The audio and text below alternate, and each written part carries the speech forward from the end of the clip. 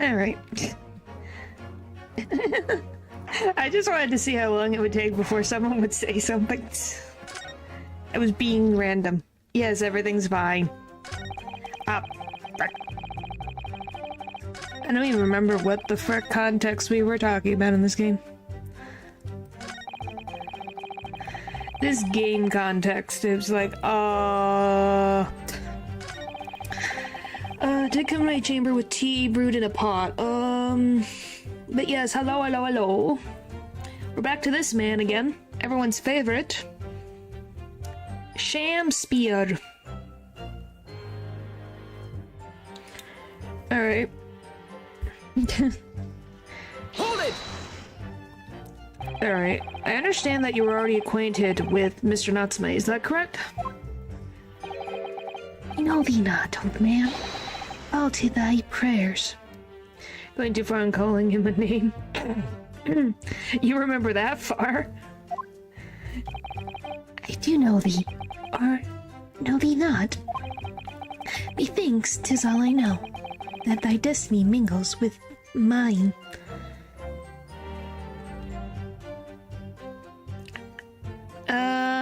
I think me brain hurts. That's different. Wow.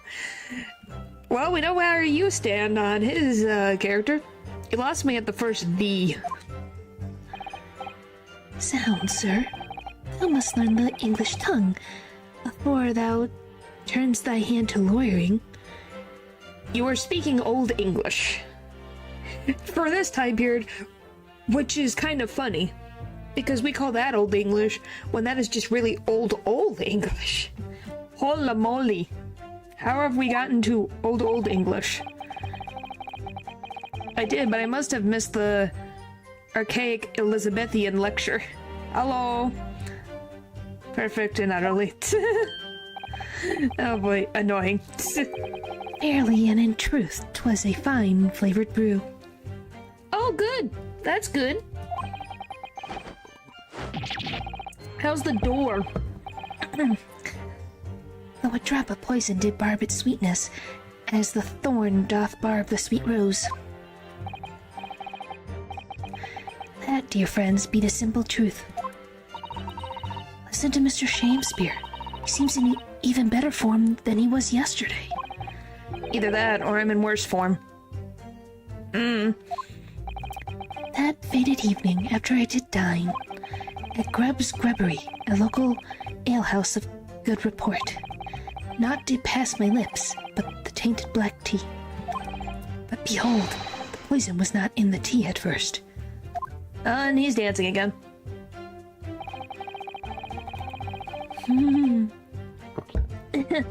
You give up. You give up. Well, I think you've learned your lesson about raccoons. I'm confused. Hello. It wasn't my cup alone. Hold it! Are you saying that you saw the moment when the poison was added to your tea? You have witnessed the act and then drank the tea? Thou dost describe the actions of a fool. Well, I'm looking at one, so I don't think I'm far off, am I? They had razor sharp teeth. How do you think they eat garbage? Do you think they just consumed it all? Quite so.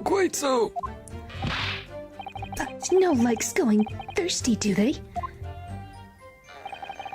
Sooner would I die quenched than parched. Would I have the choice? Actually, on the night in question, the water main was frozen, I believe, wasn't it? No, you thought they'd had normal ones? Well, they're going through plastic. So, to get through plastic, you need a lot of things. Not a beaver's. Well, I think it's probably competing with the beaver, but I don't know if they have actual beaver teeth. Hang on one second.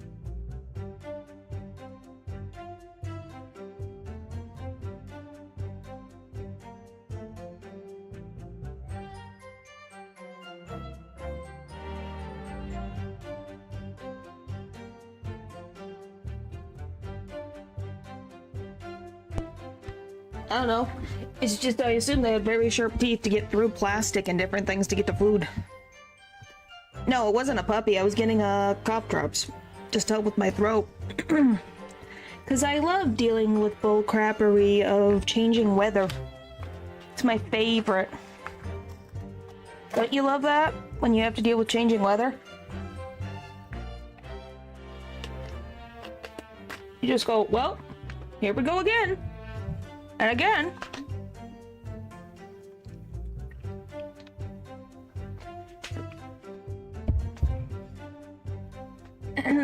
Yes, it's what happens. The transitioning of the seasons causes me grief.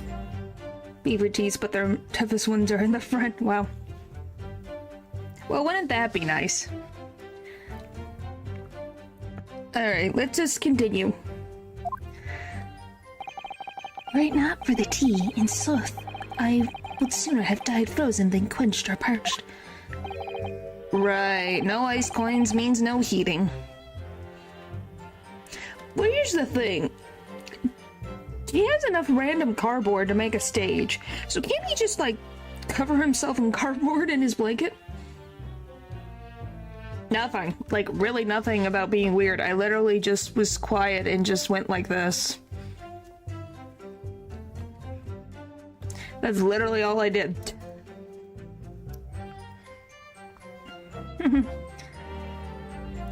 Golly, I'll probably have to make like a waiting screen just so I could be...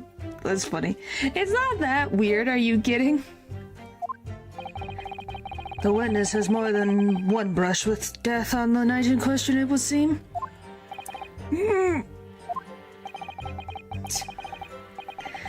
Remind the court, Mr. Shakespeare, as to whether the accused drank any of the tea which he brought with him.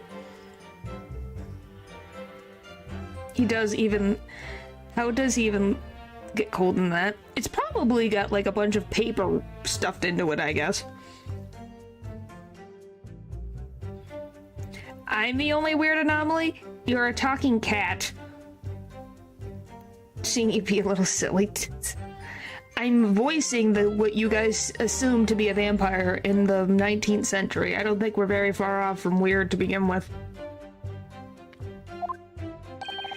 With the greatest of pleasure, my liege. Well, I know that this is an actual gold since he bends it like crazy. I don't know, is gold bendable? Is, like, real gold actually, like, bendable? I wouldn't assume so. You'd have to have really brute strength. I didn't say anomalies, I said you guys are just as strange and silly as me.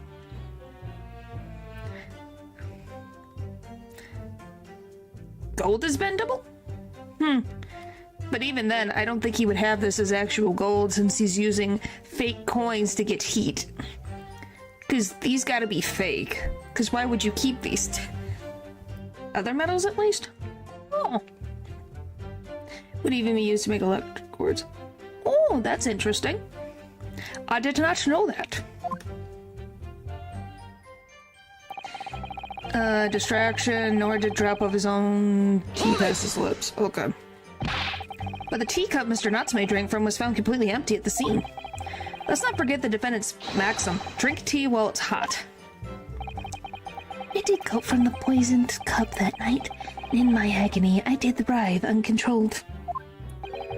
In fit of pain I did knock the fellow's cup. Its contents spilled as blood from a gaping wound, methinks. So we can still see the water stain in your frickin' room, but no tea stain anywhere?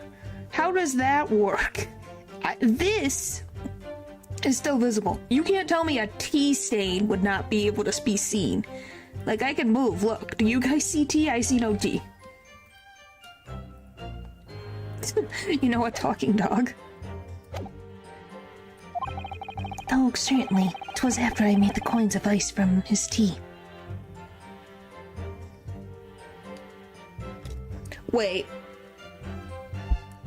I'm confused. So he's saying, oh, he dropped the tea after he made the ice from his tea. When did you make the tea from... into coins. If you were apparently poisoned... Oh, Peabody? Yes, I know Peabody. An upset cup was found on the table that the victim was slumped over. There is no contradiction here. Where's the tea stains? It's true, there's no tea left in the cup. Either cup. It's true. There was no tea left in either cup that we found at the scene. But still, something about the statement is troubling me. Yes, of course. I know what it is. It's Mr. Natsume's wise drink tea while it's hot maxim, isn't it? No, it's not. Ryunosuke, hello, buddy. Keep up with me. I'm in your head, so I have to keep up with you. You're not keeping up with me. No, I'm not sure that's it. Thank you, witness. Now reiterate for the court what it is that occupied you after your guest had left and before you drank your tea. This is some weird plot points of he gave the tea, left, and then he drank the tea and then died? Was supposedly being poisoned? What a weird way to go about it. Alright. Objection! That not work? Ah! Of course, why would it work when I think, oh, I see simple thought? No. Alright, let me see. So it's been proven there was no poison in Soseki-san's tea. That should be hugely in our favor, but the atmosphere in this courtroom today... Feels as though everybody's against us, Mr. Naruto. Oh boy.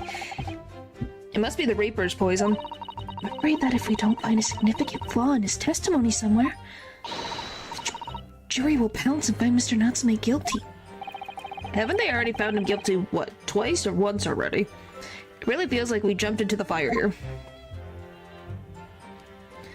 Blah blah blah. So something... I need a part of by and by I use the tea.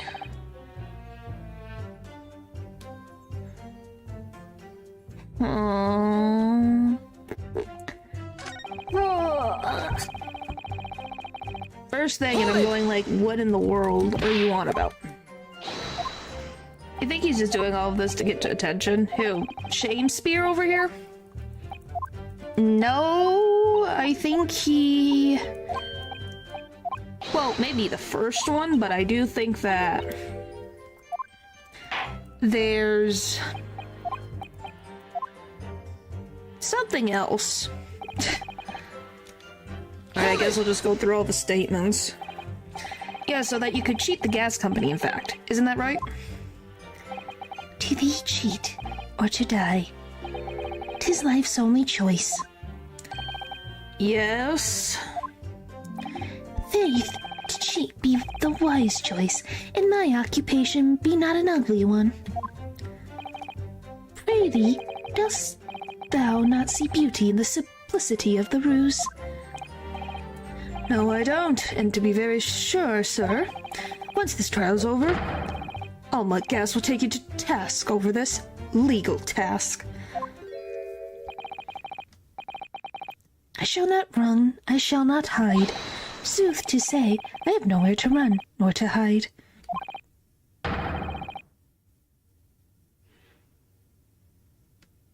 What do you mean? Outside just is existing. Point is, if I move really fast, it just happens. But, my lady, what will thou with these pitiful player? Well, I'll tell you what I'd like to do with you. Starting with a shoddy shirt on your back.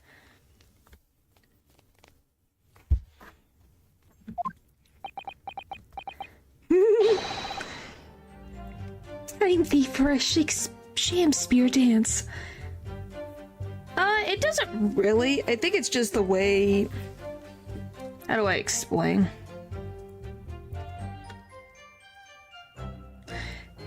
It could be just the size. There. See? Not an issue. I just changed the sizing. What a harsh world we live in.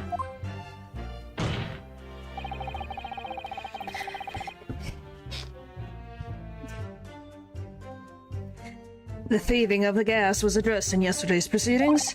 The prosecution calls on the defense not to muddy the waters with irrelevancy. Consider that a warning, counsel. Yes, my lord. Why am I the only one in trouble here? Mr. Shamspeare, after the accused returned to his own lodgings, he used his tea to make your coins. Small and I don't even know how to do that, and I'd be very hard-pressed to figure that out. And even if I did, I wouldn't be having it on stream because they'd take up too much data on my stream, and nothing would happen. Is that correct? To cheat or to die? I did make my choice many moons ago. At least he'd be honest.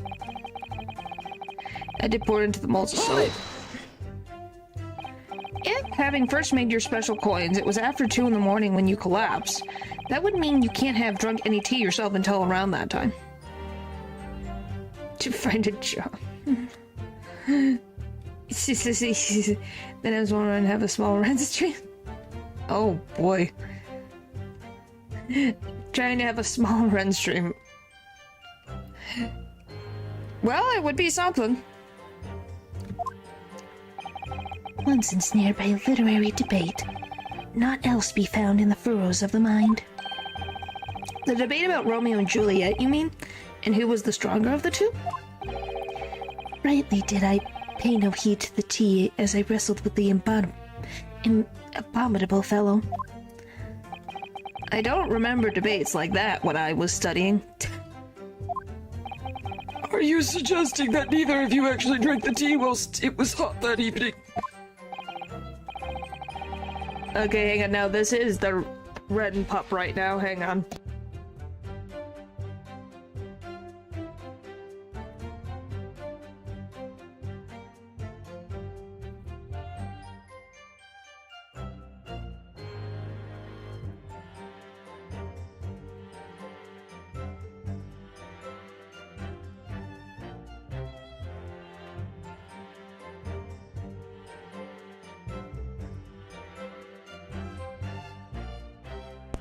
It would be interesting. I'd have...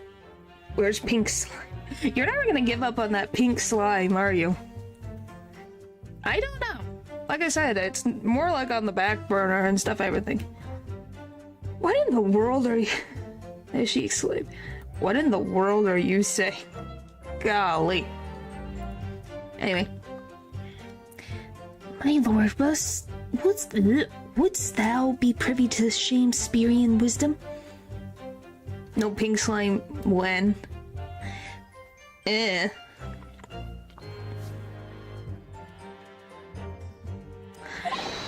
No plans at this moment. Husband, wife, and tea. Ought I tibid be? Tibid be? Okay. That's a word. Ah, yes, very true. Everyone has different preferences when it comes to tea. Answer tight pink slime. I guess it's kind of a similar color. I think you might have interpreted that wrongly.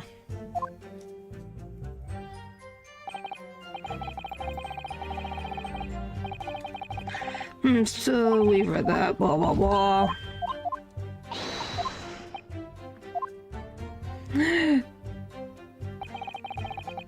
Alright. Let's... Yeah, nothing's wrong with the story. I just don't know why you don't put it in your Discord. Why is it in the stream chat? Alright. So it's gotta be this statement. Is it the teacups?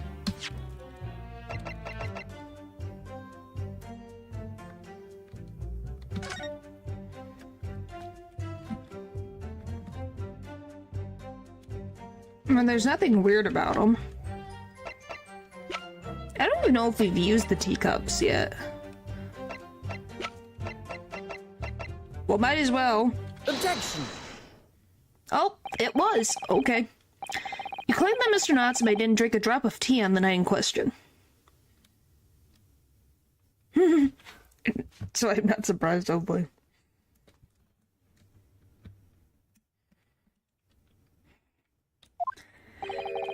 But that's impossible. How? Chop logic? What is this? E-clad fiend? Ugh, words. 2 teacups from the scene, one used by the victim and the other by the defendant, have a clear difference between them, one that represents incontrovertible proof. Why him goggle? Why him goggles golden? Incontrovertible. What difference? Look at the inside of the cups. Just here, there's a clear visible ring. Yes, a tea ring. Commonplace enough. Indeed, such stains occur all too readily when one leaves tea in a cup for a while. And yet, Mr. Natsume's cup has no such ring. Good lord, you're right. It's completely clean. And prithee, sir, what makest thou of it?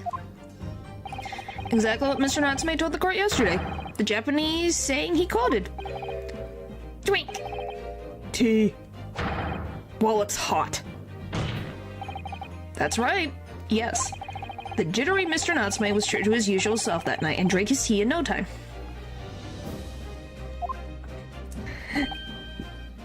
Oh wow, we get to see this expression. If, as you claim in your testimony, he didn't touch a drop of his tea, a ring would have developed on the inside of his cup as well, after the several hours the tea was left standing. But, In short, Mr. Shamespeare, you clearly lied to the court. get thee to a nunnery! That's a, oh my gosh. Is that a, Macbeth one? I can't remember if it's a Macbeth one or... What the frick's the other one that I can't remember? It's definitely a... Shakespeare quote. As a rule, I filled my hollow chalice up to 7 times during any one trial. 7 times? He's drank wine 7 times. That's a lot. You might want to keep that information to yourself. Yet on occasion, tedium distracts me as I pour more times than I intended until the bottle is dry. Yeah, I think he's broken so many. Your drinking habits are fascinating, but irrelevant. On the contrary, they illustrate the fickleness of human memory. To William Shakespeare. Yes, my liege. Though you previously say that you made the coins of ice from leftover tea in the accuser's cup, could it be that you were perhaps mistaken? How did you forget that?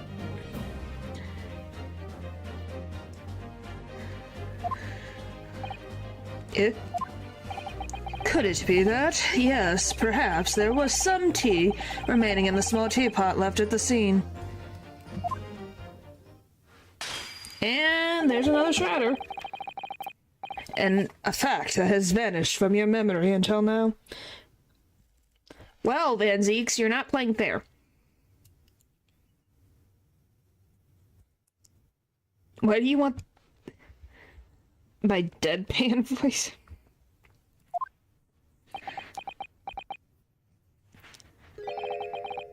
Faith, my liege, thou art a magician. For verily, 'tis as though thou hast seen with thine own eyes that night. Do you know how expensive those are? Probably way too freaking expensive. But I can't even imagine. But obviously, he's literally called Lord Van Zeek, so he's got the money. What? Forsooth, I was mistook. I did plan to use tea from the Japanese fellow's cup, but lo, when I looked, 'twas empty.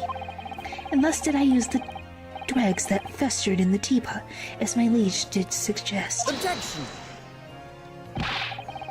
And you've just suddenly remembered now that you made a mistake before?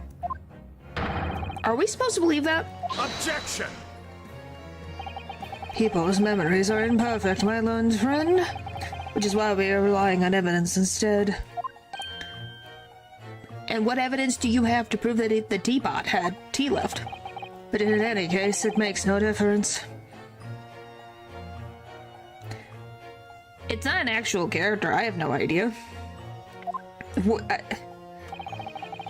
I have no idea what Natural is talking about. The victim's most recent testimony tells us two things of note. Firstly, that the poison was put into the victim's teacup. Then coffee cups were like a couple bucks, but wine glasses. Yeah. And this is during older times, so that's even worse. And secondly, this spoiled cup was not the source of the insipid ice coins that have bewitched this court.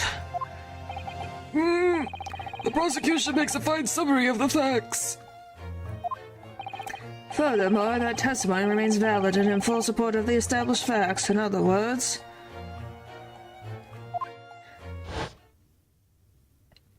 oh, the cape's off. The inconsistency claimed by the defense simply does not exist. No. What does it mean then? I do declare it means there's no issue with the gas thief's testimony. Apart from a bit about the thieving gas, obviously. My lords, ladies, and gentlemen of the jury, I do solemnly swear, after I did dine at Grub's Grubbery Ale House that night, not did pass my lips, but the black tea given me by the Japanese, whose back be stooped as low as death. Great. And on what did you dine, sir? Drinks a lot of grape juice. Localization reference, by the way, lol. Yeah. After I finish this, we'll be heading on to the Apollo Justice stuff. So we'll be heading to that timeline. Well, not timeline. Technically, we'll be heading into the future. Grape juice. Yeah, it's grape juice of some variety. Technically, that is not wrong. Wine is made from grapes. It's just a little bit different. Why, I did partake of my favorites, a broth as was speak called soup, and a leaf as would speak called salad. What? You had one leaf. You had one leaf. And in Insalubris. It's funny, grape juice can completely mean two things. Yes, again.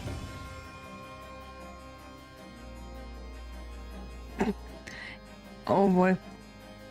As Insalubris is a menu as the establishment where it was served. You gods will give us some faults to make us men.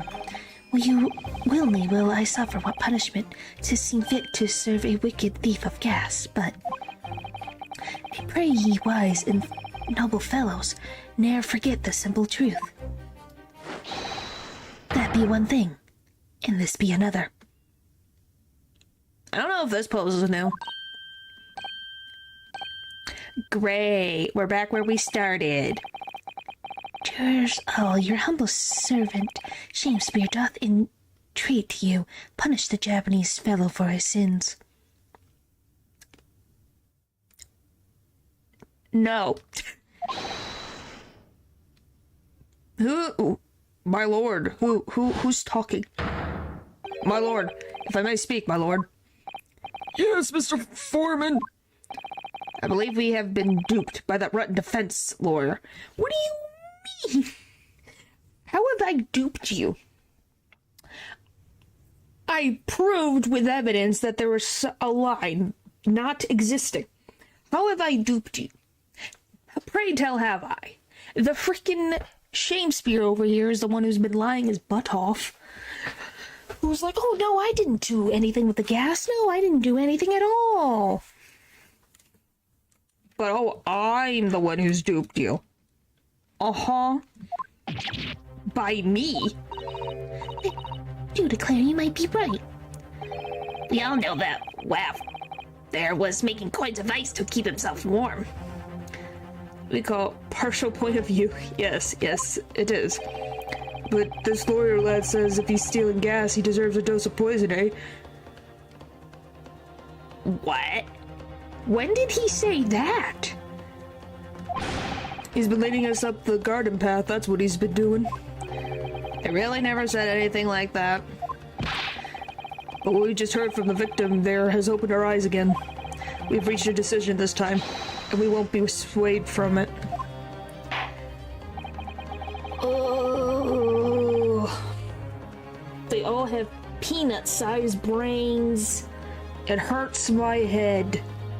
The court acknowledges the position of the jury foreman and will duly hear the jury's findings. What? No. You can't yet. Ladies and gentlemen of the jury, you will state your decisions now. Guilty! Great. Guilty. Frick you, guys. Guilty. Guilty. Guilty. Great. We worked so hard to get the 50-50. Now we're back. It's 0 to 100. Great. I hereby declare the jury to be in one accord. Oh, happy day. No. No. That was weird. How is this happening? My lord, the defense asserts its right to carry out a summontation examination. Very well, the court upholds the defense's right. Typical. My learned friend is unable to accept the obvious truth. What truth? That shame spear's a sham? What do you mean? This trial will therefore enter its second summontation examination immediately. Jurors, the court calls upon each of you to state the grounds upon which you find the defendant guilty of the crime of which he is charged. Ugh. Dun dun dun. Yeah, that's probably correct, Eldridge. You're making great progress today. Keep it up. Thanks. We made great progress. We're back where we started. The jurors' contentions. I'm a man of logic, me, and having considered all the evidence, the defendant must logically be guilty. I do agree that gas is far too expensive. I can quite understand why the man would want to avoid paying. You know that the lady, who's the wife of the one who does all your gas, is in the jury with you. Do you really want to annoy her? I'm going to assume they're going to take the gas thing out of your house.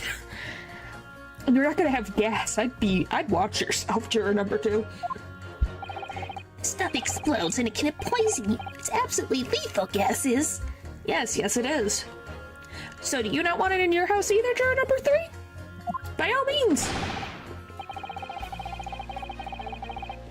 By all means. Take the gas out of your house. Take all the pipes away. Let's see how that goes for you, buddy. Build a fireplace. I can't wait to see you guys try. Gas doesn't come for free. It costs a fortune to deliver it around the city and maintain the pipes. As if I were doing my colored butterfly wings. Golly. Truth be told, the tea my wife serves up for me is a little sketchy at times. I'm so glad your wife isn't here. I'm scared what she would say to you. If nothing else passed the victim's lips that night, there's no other explanation, is there? At least juror number 6 is making some sense. Why do you want it? I do feel that perhaps personal opinion about gas and its supply has influenced decisions somewhat. Sorry, that was weird. But never mind. No, you really should mind. You saying that is not a reliable thought. The truth is, our counter-argument wasn't as unassemblable as we hoped. And Mr. Shamesier was poisoned. There can be no doubt of that. Then how are we supposed to turn this around? I think we need to establish the method by which Mr. Shamesier was actually poisoned.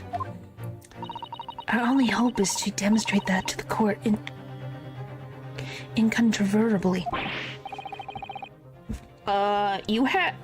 You just had a door taken down by a raccoon. What else could possibly happen? Oh, what's this? Button pushed by the raccoon. Explosion. But that's surely almost impossible at this stage. If we don't manage it, though, Mr. Natsume will be found guilty. No delays, counsel. Proceed with the summonation examination. Ba-bum. So you don't disagree that's what happened? Alright, a rebuttal. Here we go. I'm gonna save so I don't have to go through all this again.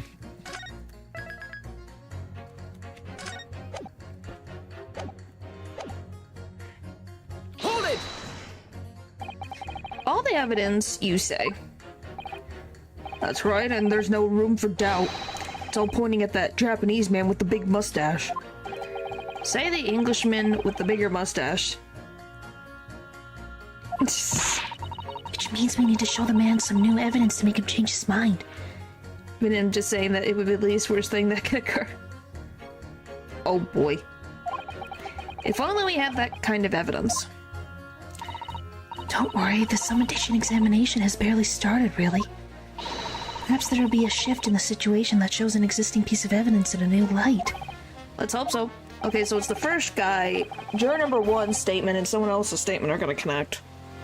To start with, though, I need to find some ways out of this deadlock. Hold it! This isn't the time or the place to be discussing the price of gas, madam.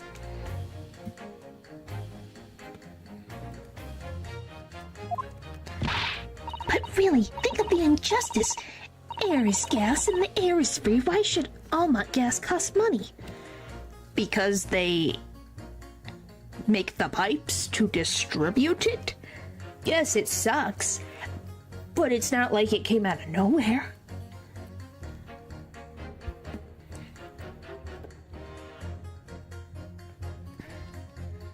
Oh boy. Cats are raccoons. Oh my goodness, guys. Bring it back. It makes my blood boil. I can feel myself becoming more ruthless than ever. This isn't the time or the place to be ruthless either. What in the world are you on about? Golly.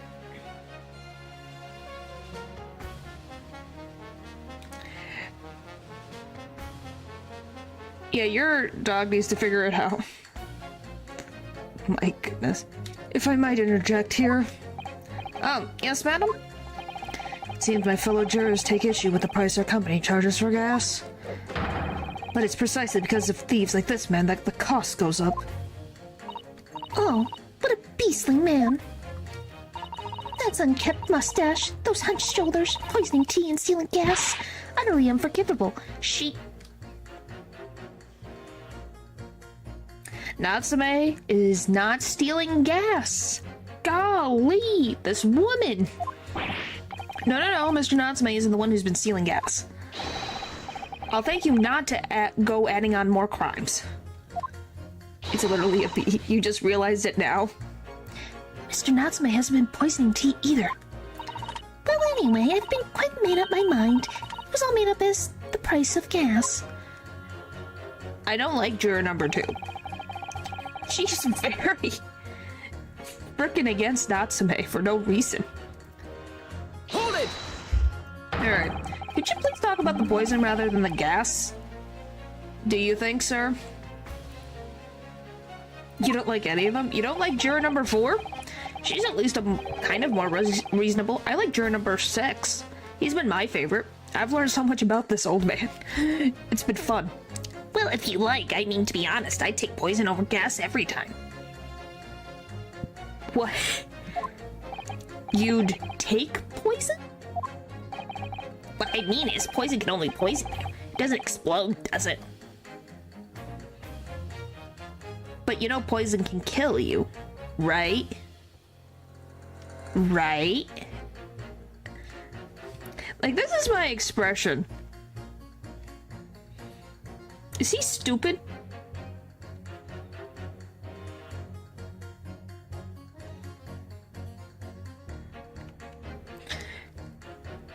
I like the one who had the mousy. Oh, you like the guy from Russia? Oh, if you're talking about juror number 2, yes. Yes, she was. Yes, she was. How did you know? By her attitude? Goodness me, what are you talking about? Sit up straight, please, lawyer man. Well, it's certainly true that poison isn't prone to exploding. But I think you'll find poison also can't light or heat up a room. You're right. I hadn't considered that at all. How old is this guy? How old is he? Bad idea, depending on the type of poison, could directly change the flavor. Yeah, before they... Wow. Well, you are not wrong. That's why we're trying to prove it wasn't in the tea.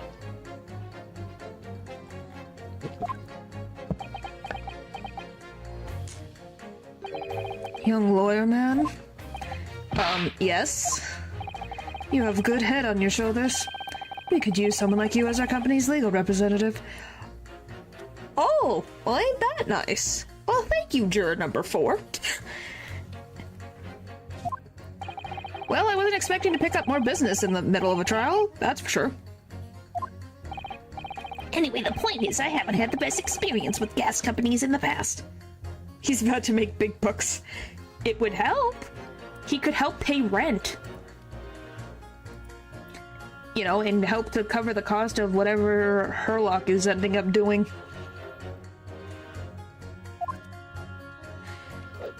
Alright, next.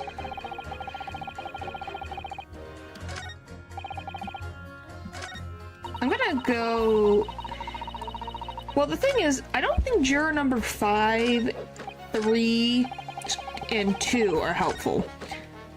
So, I'm gonna go to 4, and then we'll probably go to... I'll probably go to 6. I think that will help me. Does that mean that if the victim could be shown to have ingested something else, you change your leaning? Sorry? What's that now? Oh, I was just saying, if the victim did actually eat or drink something else on the night... What's the matter with you? Sorry? Why is 4 the least Oh, the lady, yes. But I like juror number 6. He's nice. Rhythm. He's Santa Claus.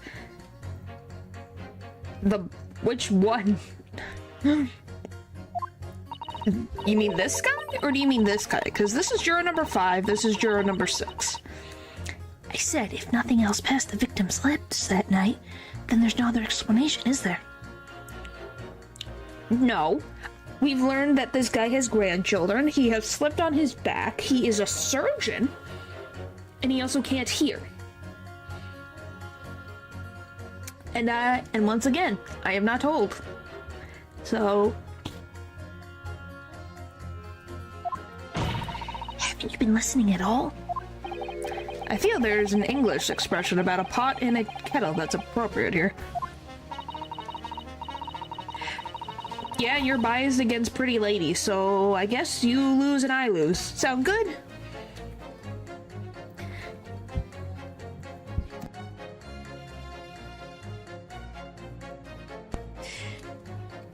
Compared to other jurors, who don't even appear to have anything to say about the case at all, it would seem that this elderly gentleman has been listening to the proceedings far more intently. You deal, so you agree. I suppose the trouble is... He has selective hearing? Exactly, but still, this juror may be the key to breaking through what we so desperately need.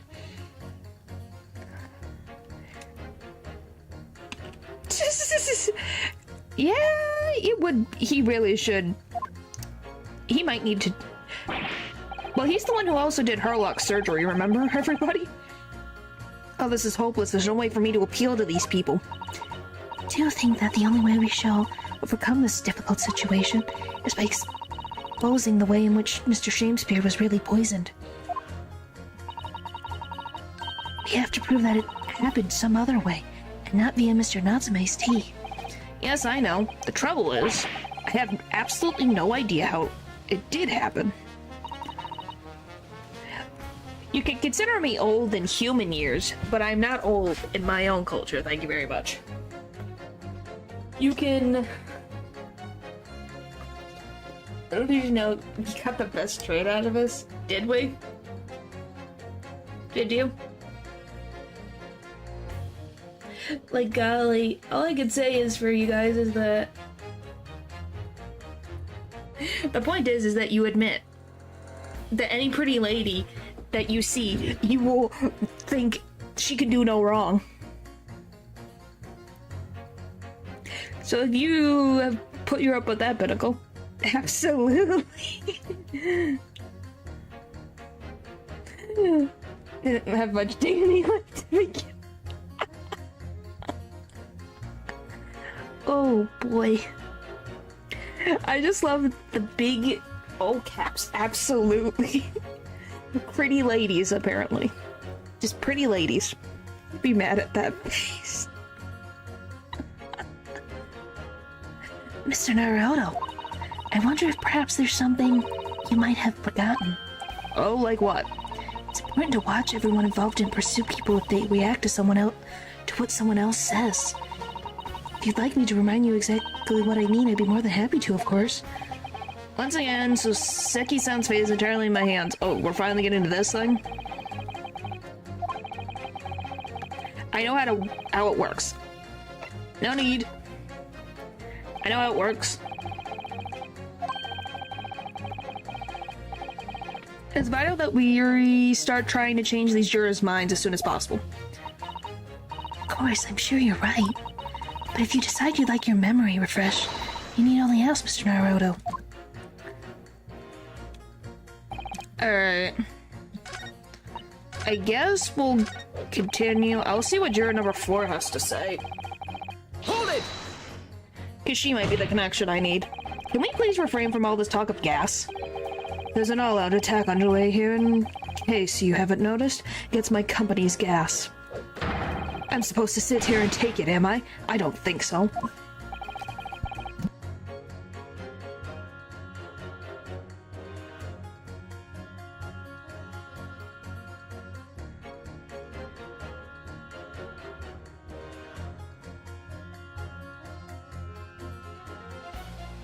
Sorry, hang on a second.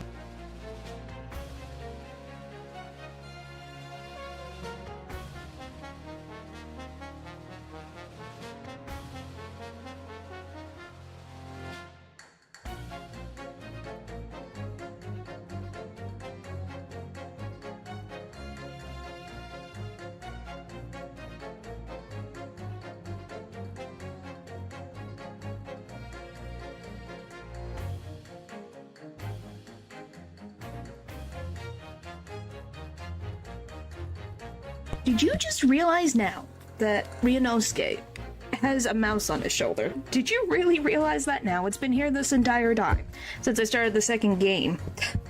It's his second outfit. Yes. Were you too busy staring at the lady who has a bee print? Is that what's happening? She's really buzzing now. Oh, I've heard about our wonderful fuels, explosions, and poisoning. What about electricity, What about getting electrocuted? What about that? A little explosion here and there's nothing in comparison. No. Any explosion could hardly be described as nothing, madam. Nevertheless, the centrifuge gas is deplorable. My point exactly, but the gas leaves aren't even the worst of our enemies. We have far more devious reprobates to contend with on a daily basis, you know? More devious? Who, madam? Other gas companies, of course. other gas companies? Not quite what I was expecting. We generate gas and deliver it to our customers fair and square. Indeed, nobody's questioning that, madam. Almont is an exemplary gas company. But there are other unscrupulous gas companies here in London that don't even have any gas at all. What? But if they don't have any gas, how do they go about selling it to people? By stealing from Almont, I'm guessing? I don't think one, but I do have instincts of one. Oh boy. You wouldn't think it possible, would you? But they steal our gas, you see, and sell that. They steal your gas. How on earth is such a thing possible? Gas companies like ours deliver gas to people's homes via a network of pipes. But these devious reprobates secretly disconnect our pipes and divert our gas into their own rotten pipes. Take a shower, please. Golly. Then they make a contract with the households supplied by those pipes and take money for the precious gas that's rightfully ours without us even knowing. They are diverting gas into their own pipes illegally. What a brazen form of thief. When we visit customers' house to collect the money for their meters, we always have to check whether or not one of these devious companies have been up to its tricks.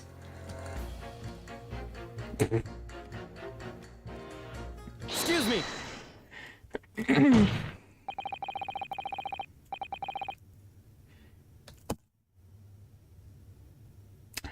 You know there's a thing called a shower, right? There's a thing called a shower. If you don't want to take a bath. Do you have something to say about that, juror number 3? Oh, golly, you mean me? I'm terribly sorry. I was just thinking to myself. I really did catch him off guard there. Thinking about what the lady next to you was saying, correct? I'm assuming he's making a cat joke. Like, guys, stop. My dog, when she was a kid, all in fairness, was a clown type dog. Wow. Well, yes. I just got a little riled up about it recently, you see. Oh, guys, stop. Stop. Go on. An Almont gas worker visited my house the other day to investigate the pipe work. We need to ask for your cooperation while we carry out a secret check of your property, sir, the fellow said. So I let him in, and do you know what he did? I'm, afraid I have no idea. Please tell us. He proceeded to take one of my lights off the wall. Then he grabbed the exposed mouth of the pipe and started blowing into it. What do you think you're doing, young man? You're giving away company secrets there. Oh, please, everybody knows. But it was very nearly the death of me, I can tell you. What do you mean? I'll explain if you don't mind. As I said before, these unscrupulous other gas companies connect their customers to our pipe network. Yes, but how does blowing into the pipes come into it? Obviously, there's gas in the pipes, and it's at a fairly low pressure. By blowing air through the pipe, you can make the pressure drop temporarily. And if you do that, any lights connected to the same pipe will flicker for a moment. Huh? I'm confused. Oh, I see. In other words, if upon blowing into the pipe, the lights of an adjacent property that has no contract with your company flickers, you can know that these devious scoundrels have been meddling with the pipes. Can you explain to me? I am confused. I need an understanding of what is going on. He sounds like me on a Wednesday afternoon. Who, the judge? I think I do a good old judge impression.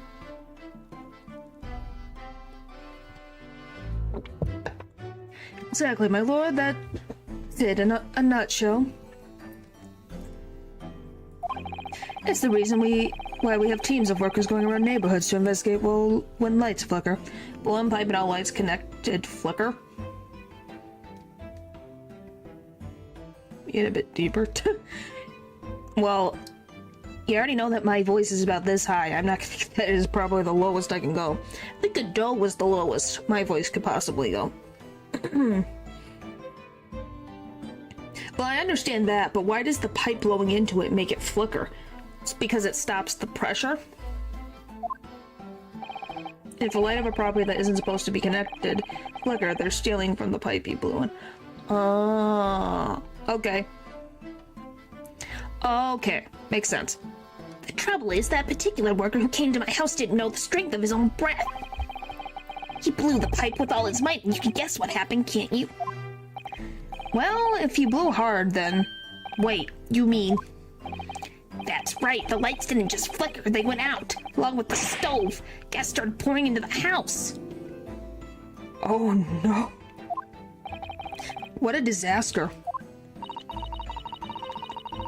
The gas supply must have been interrupted briefly because the man blew too hard, so the flames went out. I'm afraid I yelled at the fellow. Are you trying to kill us all, I said?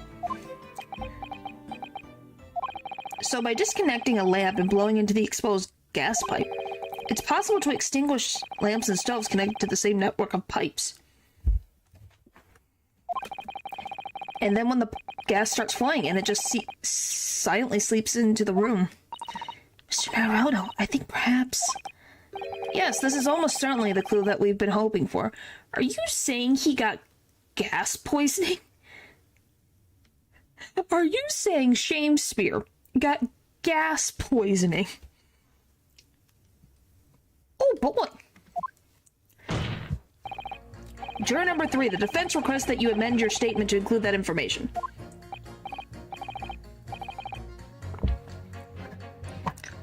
Oh, well, if you like, I don't mind. Well, I do. That's our company's secret method of identifying the rogues that try to diddle us.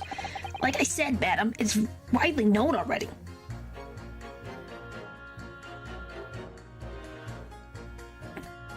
Point is, you take a pipe, you blow into the pipe. If the pipe turns off the lights of a place that's not supposed to, then they're stealing it. Very well, juror number 3, you will amend your statement accordingly. Yes, my lord. Although I'm not really sure what the point of all this is. Well, at least we know that, okay, so he got gas poisoning.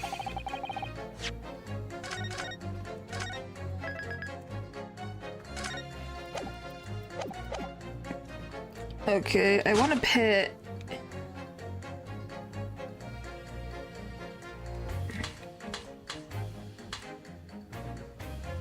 I think it would be this. Objection! Rerouting. Yes, pretty much, I guess that. These two statements clearly contradict each other. Good gracious! To whose statements do you refer, counsel? Juror number 6? Did you hear what juror number 3 just said? What? Yes, of course. I heard him mumbling about something or other.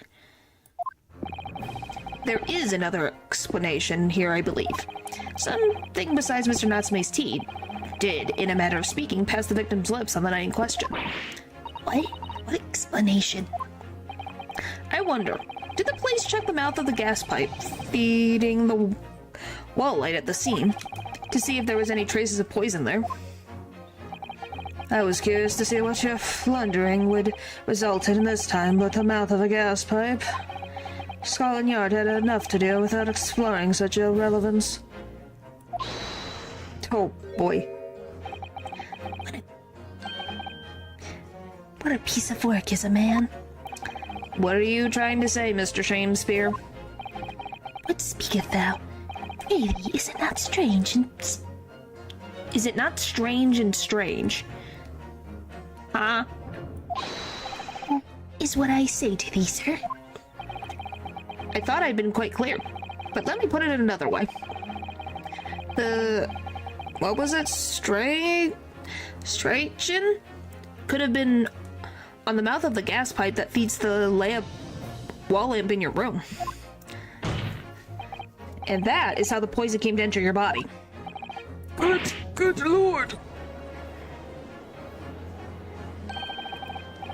Are they tastier than gas pipes? Is that what he's saying?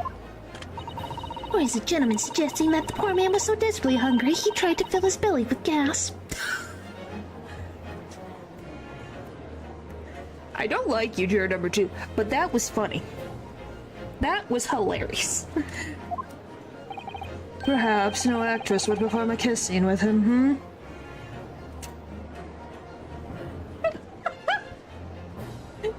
So you're saying he was desperate to have a kiss, he kissed a pipe? Oh boy, this guy's just getting strays. Boom, boom, boom. For shame, madam. Speak thy fancy. I assure you, I'm not such a buffoon that I'd have to kiss pipes. Objection! Oh, there's another one. We got 5 thrones in this one case. There is no summatation examination. This is a farce. The prosecution will not stand for any more of my Lord Nipponi's friend's conjecture. To begin with, a lamp in the victim's room is high on the wall. In order to have placed his lips to the pipe that feeds it, he would have been a contortionist. These are the empty assertions, and he... Gosh, you just filled it up! Is he crazy? Yes. These are empty assertions. There is no possible proof that the man did as you say. Objection! It's true. I have no proof that Mr. Shamesphere put his lips to the pipe. However, I can say with some certainty that on multiple occasions, Mr. Shamesphere has been doing something in front of the lamp on his wall. And I have evidence to prove it. Oh boy. Alright, you got our attention, lad. I'd like to see how you can be so sure of yourself. So would I. Let's see this evidence then. Now that's got the jury's ear. I'm going to save, because I don't know where we're going with this. Or what evidence I would need. I need to make this opportunity count. This is the proof that, time and time again, Mr. Shamesphere stood in front of the gas lamp. Oh, this? Yeah, this weird freaking thing. Take that! I completely forgot about that. Are you okay? Bending that scepter was impressive. He's been bending it and putting it back into place the whole time. It's when he's really angry. What the? These are... Wait, what are they called? Yes, skin prints. They were found at the scene. I don't know. You're asking me that question. I don't know. Skin prints, counsel? I've never heard of such a thing. The Justice Ministry is currently asserting whether or not to permit fingerprints as evidence in court, however. Wow, fingerprints has not been put into court. That's just so weird. My lord, this is an exciting new forensic technique developed by the great detective Mr. Herlock Schlums. It reveals all the places that Mr. Shamesphere touched in his room. I've never seen anything like that. I mean, that's black magic, isn't it? Hello, you're awake again. Oh boy. Well, if anyone could invent something like this, it's the great Schlums fellow, that's for sure. I agree, this month's edition of Engineering Thumbs was quite fascinating. We found skin prints in many places that you would expect. On the table, on the costumes. However, Mr. Shamesphere also appears to have been touching some very unexpected places in his room.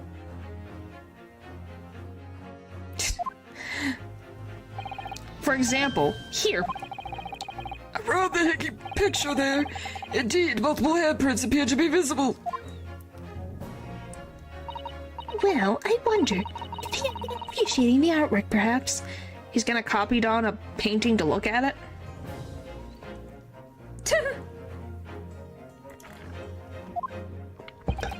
At first, my colleagues and I thought the same. However, Imagine standing with your hands where those prints are, and you would find yourself directly in front of... I don't believe it. The gas lamp. Oh boy. Though the reason why isn't immediately obvious, it's clear that Mr. Shamspear has regularly been standing with his hands to the wall in front of that lamp. Right, what have you been up to, you nut?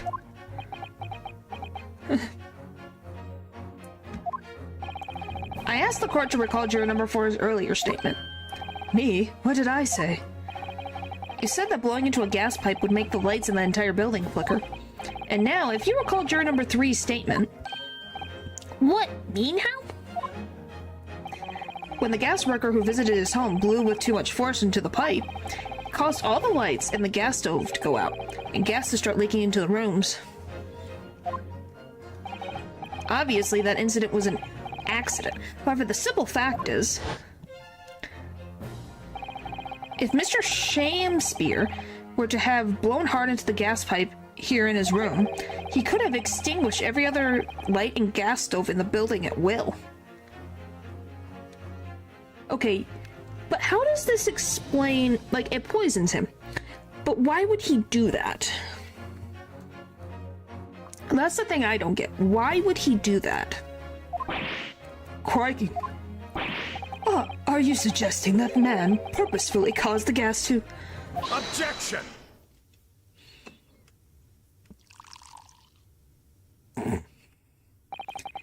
Whilst I acknowledge that the prosecution is required to remain silent during the summontation examination, I must toast my lunch friend's utter disregard for the letter of the law. Look on the net 20, oh boy. Perhaps a canvas color walked across the first path. Maybe. What is the meaning of this, Lord Van Zeeks? This curious photograph, however, it is presented by the defense, the so-called skin prints. Clearly, that cannot be accepted as any form of usable evidence in this case. This is his face. What photo? The thing? It's just buildings. It's literally just 3 houses.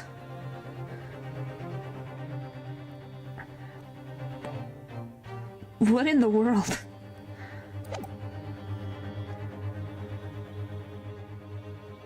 What? What? What have you done? But it's an exciting new forensic technique developed by a great detective. It's nothing. A mere toy developed by an amateur sleuth with too much time on his hands. Ugh. Certainly even research of this nature by the esteemed Mr. Slobes cannot be recognized by the court as formal evidence. What? Please, my lord, if I may. Mrs. Sato? It was not the defense's intention to submit the skin prints as formal evidence. We merely wish to present the results of the great detective's investigation of the scene as a tool by which to explain a possibility to the ladies and gentlemen of the jury. Oh, Sasato went, screw you, Van Zeeks. Let's try this out on the RPG factors.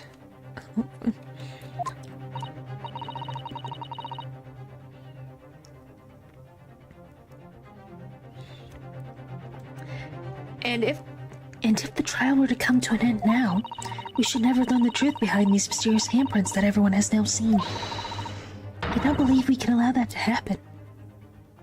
And I'm sure the jurors would agree. We piqued their interest. You're right. Whether those strange handprints are a significant clue or not, it's down to us to decide. Juror number 3. Oh yes, I do declare the great detective's investigation results are absolutely fascinating. Wow, juror number 2's on my side? What world am I in?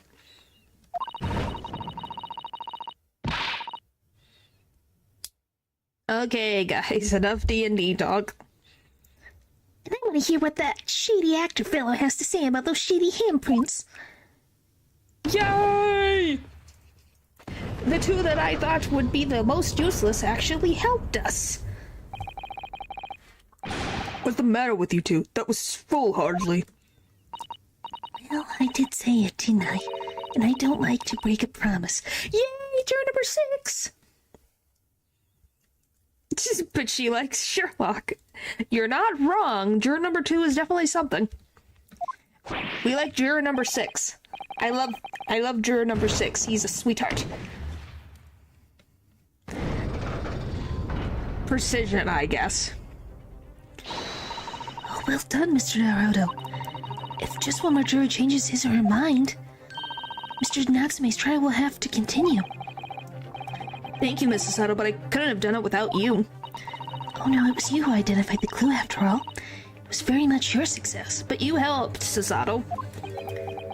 Oh, someone's sweating bullets. Why, Mr. Shamespear? You seem to be losing your composure. Just one more juror, Mr. Naruto. You can do it. Very well, continue, counsel. Alright, so I got 3 on my side. I need 1 more on my side.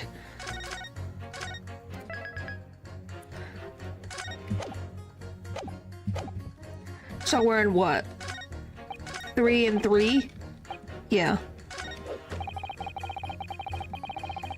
I guess we'll try juror number 5. I haven't checked his testimony.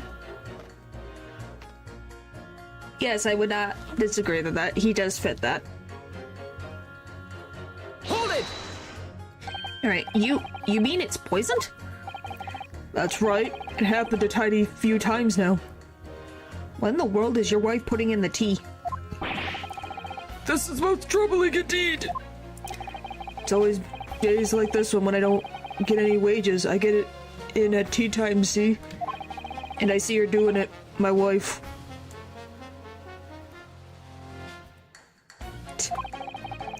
She gets that devilish look on her face and she slips some white powder into my cup. What? And he's still married to this woman. And you drink it anyway? I was brought up proper, I was. If someone gives you a cuppa, you drink it. And what happened to you? What did it taste like? It was gosh awful, believe you me. Salty as heck. Okay, so it was salt. Okay. So she's playing a prank on you and is putting salt in your tea. Okay, that's less terrifying.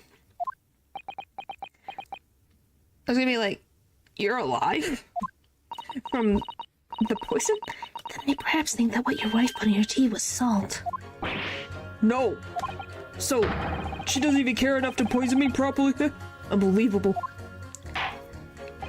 Let's move on, please!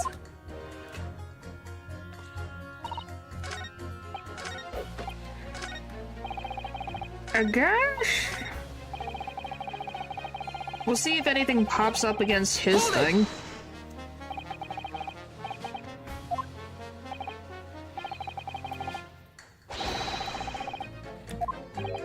I've listened to this already.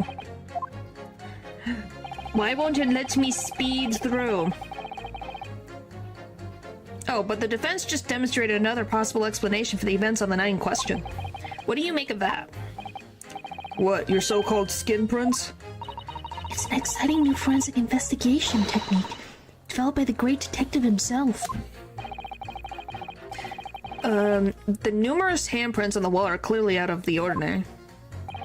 And if Mr. Shamespear had indeed put his mouth to the gas pipe on the night in question, it can't be denied that there's a possibility that it's where the poison was. Well, yes, I won't deny that it's playing on my mind.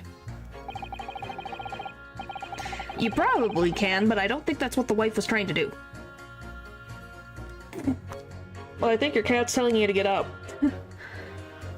But as the prosecution rightly says, we should pay no heed to unacceptable forms of evidence. And besides... Yes? Even if the fellow had been up to some mischief with the pipes dozens of times before, it doesn't mean he got up to the same shenanigans on the night in question, does it? Okay, he's not completely Wrong with his assessment, I will say. Oh, if you can't make your case better than that, I'm afraid I can't change my stance. You do make a very valid point, sir. What? Oh no! Oh no! No, wait. Well, you've got your chance here, haven't you? So it's time to prove your theory. If you stand, you and your Japanese cohorts can, that is. Just leave our nationality out of this, please. Mr. Naruto, if we can't substantiate our position, I'm afraid that the jurors that changed their minds before may very well change them back. What can I do? Is there any more proof I can give here? Can I show that Mr. Shamester really did blow the gas pipe on the night in question? Oh no. Well, here's the thing that I've looked at that I always thought was weird. Can I have the image? I guess it's only black and white. Why is there like a red piece right here? Because the cause was hunger. Not really, but that means, hey, good for you.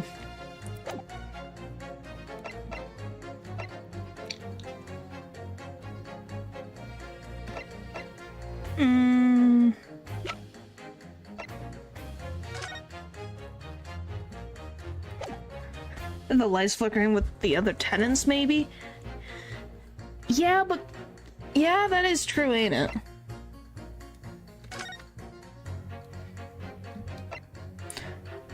Around 130 assessment. Oh. I guess we have supporting testimony. No, in truth, I don't have evidence to support my theory, however. There is a witness testimony that substantiates it. What's that? Testimony? This is incredible. Whose testimony? Yes, it's all connected. Everything is linked. A person whose testimony revealed details about the gas in the Garib residence that night. Namely, Mr. John Take Garib. that! Oh, about the thing of salt, it's because one of the jurors here, apparent wife, put salt in his tea when she's angry at him. Well, Mr. Foreman, does that convince you? Phew, I don't think he was listening. What? What did I do wrong? I spoke about the gas in the night in question. Yes, there was someone. That's what I thought too, but I actually chose the wrong person. Huh? Wait, I'm so confused. Hold it! It's not him? Who would it be then? If it's not John Garib, who is it?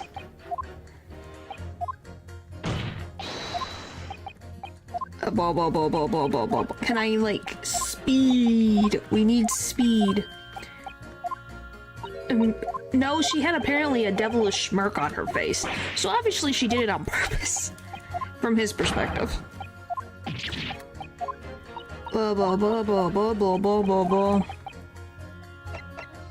Okay, let's try again. Alright. Are you being sarcastic to me? Well, he can't substantiate it, can he?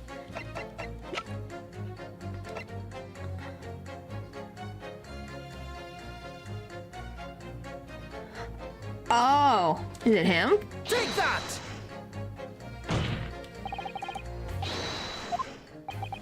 Nope. I was like, oh, maybe him. You're not helping me. So you... The point is, you're saying I'm on the right track, I'm just not getting... Would we really have Natsume? I'm just like... Who?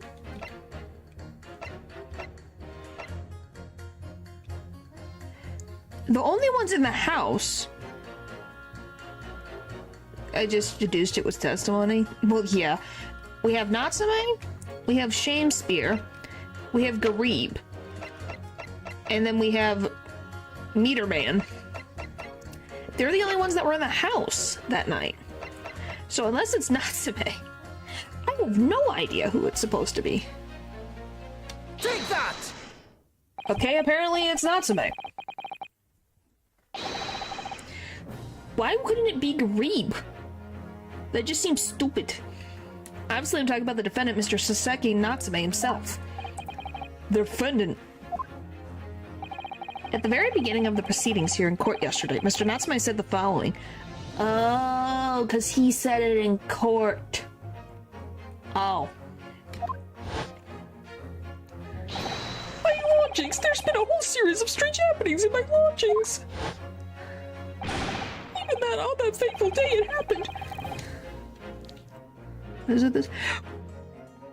When I returned from Mr. Shamespeare's room, I lit my gas stove and climbed into bed, but before long, the stove went out. Somebody tried to kill me! On the night in question, the gas in the defendant's room went out.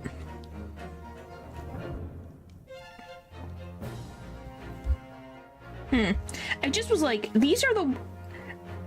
I don't know, I just thought that maybe because Natsume is the accused that they wouldn't take it. So Guri being a impartial party, like a third party, would make it more deducible. On the night in question, the gas in the defendant's room went out. So I asked the court, was that a mere chance or not? Good golly. So that same spear fella blew it air into the gas pipe to make the man's stove go out on purpose. Now hold your horses there. Why would he do that for? Someone's in trouble.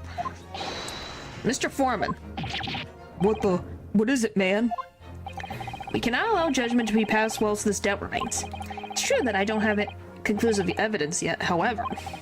You might surely agree that there is more to this case than meets the eye. Ugh.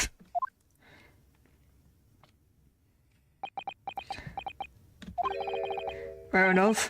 Like I said at the outset, I'm a man of logic, first and foremost. Yay! We got him!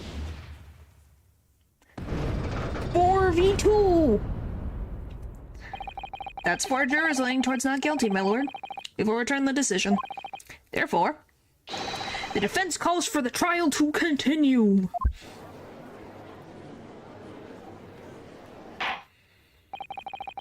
As the defense has rightfully indicated, the summatation examination has concluded with majority of the jurors altering their decision. 2 juror members now called guilty, 4 now called not guilty. Therefore, the juror's opinion is conflicted, in accordance with the law of this land. I think it's an interesting fun fact. It adds to it was related to the stream, and it was interesting, Matthew. I'm entertaining. I can't exactly stop right away to comment on the assault as I continue. I hereby order the continuation of this trial. Woohoo!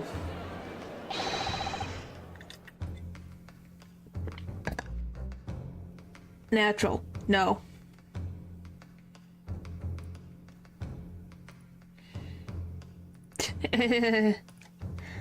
Mr. William Shamspeare. My lord, how can thy humble Shamespeare serve thee? What say you in response to the various revelations made in the summatation? Golly. What say you in response to the various revelations made during the summatation examination? No. No. So God mend me, I do solemnly swear. I recall aught of either the lamp or the pipe. Oh my gosh, no. Stop it. Stop it.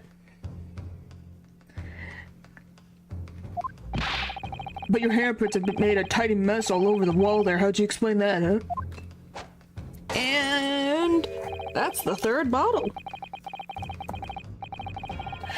It's science, but it don't be needed by chat. No one needs to know how to do that stuff. Golly. Natural. Do not. Do not. I'm done with this. The dignity of this great courtroom has been sullied enough already. Juror number 5. Who, me? As I went to some pains to point out already, a French from the self-professed detective's toy has no place in British court of law. Ugh. As such, whether or not this man did indeed stand before the gas lamp with his hands against the wall remains, at this time, unestablished conjecture. You would all do well to remember that.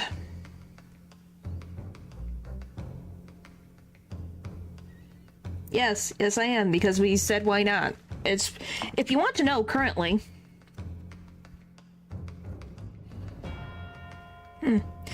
Currently, he has shattered 3 glasses, thrown 6 glasses, and has thrown 3 bottles. Tacos to be here. Well, hopefully your tacos get there soon. Objection! But the prosecution must concede that it would be extremely simple to verify. Just order the mouth of the gas pipe feeding that lamp in Mr. Shakespeare's room to be examined. If there are any traces of poison there... Objection! Then sleep. Well, then, like I said, hopefully he gets there soon. Wouldn't want to be his significant other. Van Zeeks, yeah, he's got an issue. Because he's also a lawyer, they'd be expensive to just interview you. Huh. But by the way, this is just his face all the time.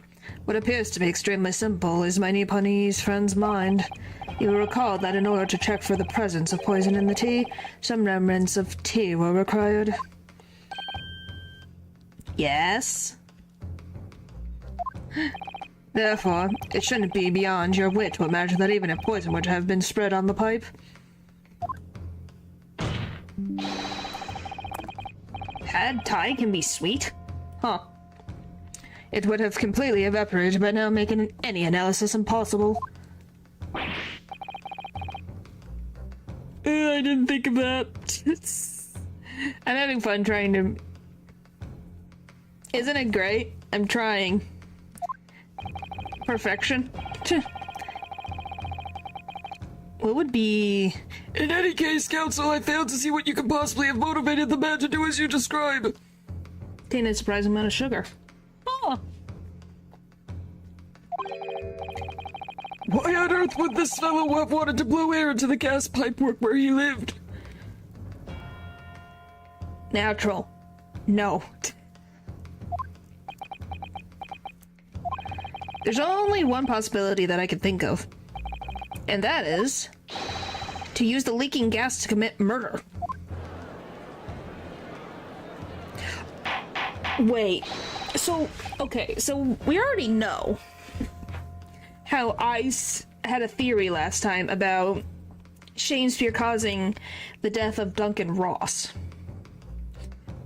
Yes, science is science, but science also has a line. Don't cross it. Ugh. So are you telling me he has done this? This is gonna be his... So would he be considered a serial killer if he achieved his goals? You're not crossing nothing? Uh-huh. Sure. I don't believe you.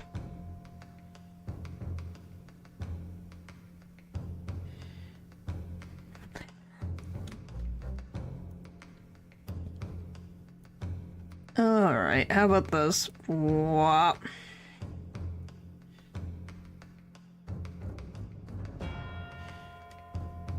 Don't even. How about this? Don't even think about it. Golly. Oh.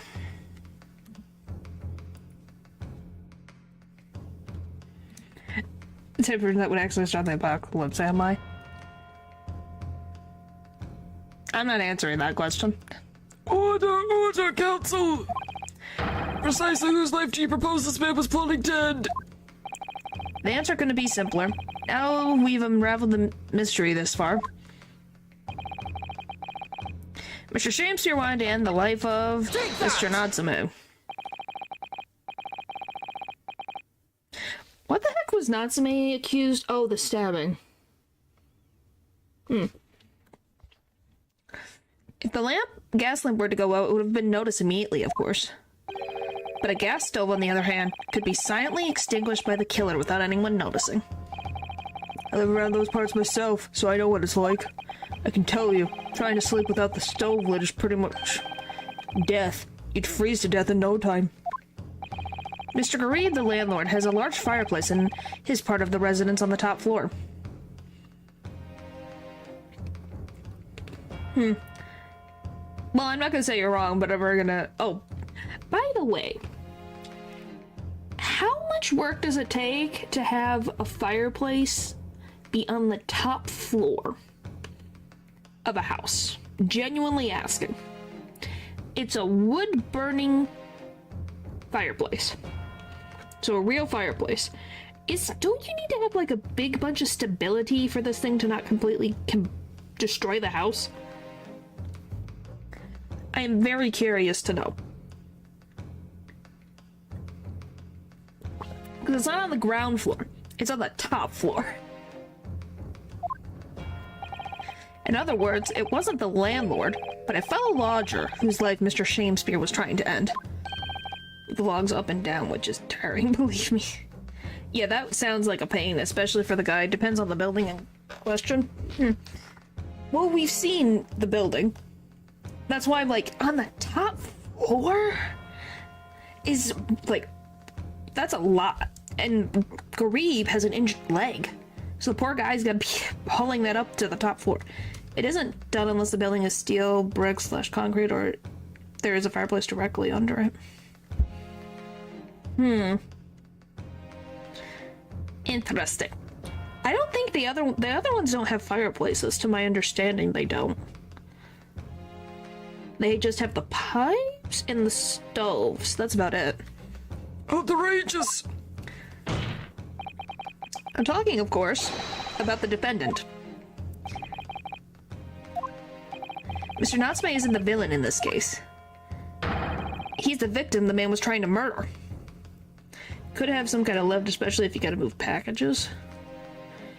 I guess it's possible, but Garib isn't from a very well-off family, so I don't know if he would have a lift. Really impossible, but generally not done because it's dangerous. Okay. So...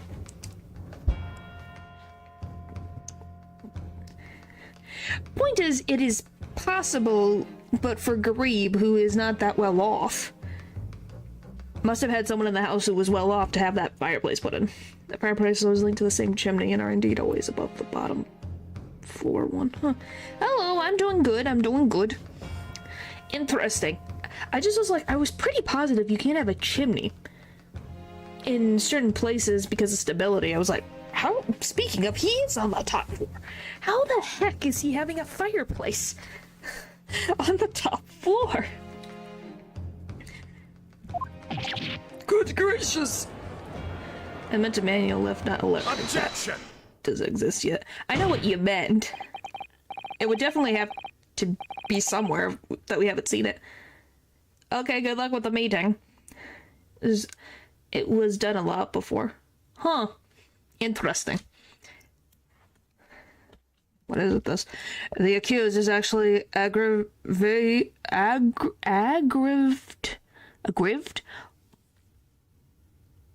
Interesting. However, the fundamental facts of the case remain unchanged. Just a rope pulley? Yeah, I could see that. And since they have that window, it wouldn't be impossible to get it to the... It's only 3 floors, I think. Especially weak building materials, so it's not really supports the weight of the brick fireplace, unless the fireplace is supported by strong building materials. Which, I guess is not an impossibility, because there's 3 floors to this house. You have the basement, you have the main floor, and you have the top floor. So I guess... Like, grieved, I believe. Aggrieved? Yeah, it's probably that. Namely, that the accused is the aggressor here. What? How can you still claim that? Let us indulge your fantasies for a moment and assume that there was indeed poison on the mouth of the gas pipe. The question in that... Low-strength steel is about 20 times stronger than that of the strongest wood. Wow. Wow. That is... Wow. I'm genuinely shocked. Wow. The question then arises, who put it there? Who did put it there? The only logical conclusion is that the person responsible was aware of this man's trickery with the gas supply and his intent to kill. Huh? Are you telling me... You can't tell me that we're going along the logic of this guy did it. Used in construction because it's cheap. Makes sense. Interesting. Interesting.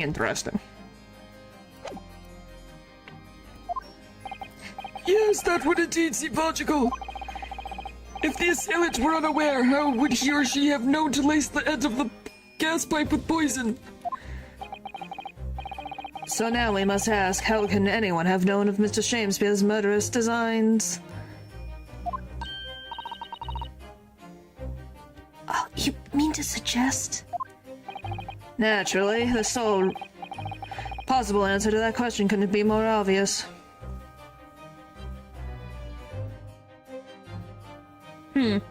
Is being supported by the brick structure of the bottom of the fireplace. I think that's the same thing for the Grieve house, is that the fireplace is being supported by the bricks. Because it's a brick fireplace, if I remember correctly. Brick or cement? I can't remember which right now. Ooh. Only the man whose life was being threatened could have possibly known. What? In other words, the person who put the poison on the gas pipe into what was clearly retaliatory attack only could have been the accused, Mr. Soseki Natsume. Oh no. Whatever Mr. William Shakespeare may or may not have contrived to do, he was nevertheless the victim of a potentially lethal poison attack. And the only person who could have possibly have perpetrated that attack is the accused, Mr. Natsume. Oh no! The defense counsel's theorizing has failed to avert the suspicion from the accused, far from it. In fact, now that the clear motive for poisoning has been successfully established, that suspicion is greater than ever. Really? Really? You're going to tell me that you, William Soseki, saw that, and you don't think the one who was looking through the window would see him? Oh boy. Would you not agree, my Nipponese friend?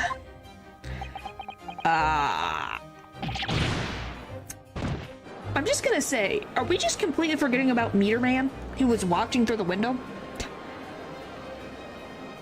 Do we all agree that this feels stupid? How do you manage to turn that around on me so rapidly?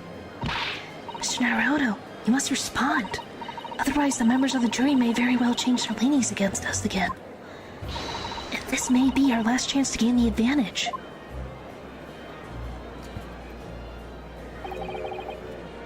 Oh, by the way, let me move slightly just because he had that face. That was so funny. Well, it would seem that somebody put poison on the gas pipe in Mr. Shamespeare's room. So you must name that person out and absolve Mr. Natsme of guilt. You mean name the true culprit? I know it might sound impossible, but if we fail to do that, I have no doubt that Mr. Natsme's fate will be sealed once and for all. What, keep doing... Why? You want me to keep doing the faces? Just... Why? Do you think it fits? Because it weirdly fits. And because I don't have to use, like, both my hands for controlling something, it's less of a problem for me to do. The angry one fits the Reaper so well. Yes, this is his face all the time. Very much accurate. As it happens, one possible culprit comes to mind. The evidence, the poison, it's all pointing to a particular person now. The prosecution calls for the jury to consider their leanings again. I trust you'll make the correct choice this time, Mr. Foreman. Huh? What? Oh, don't you worry, something.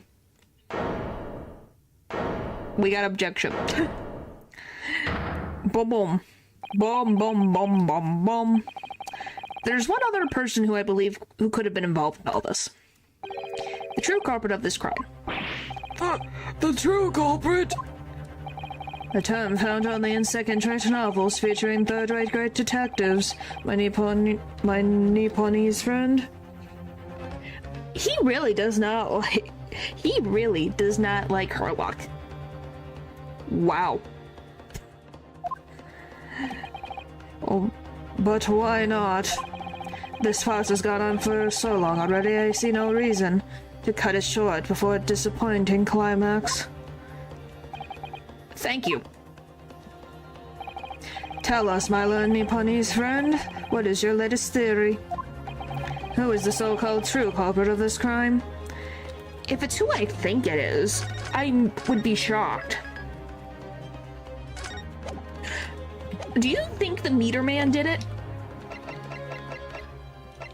Wow. Take that!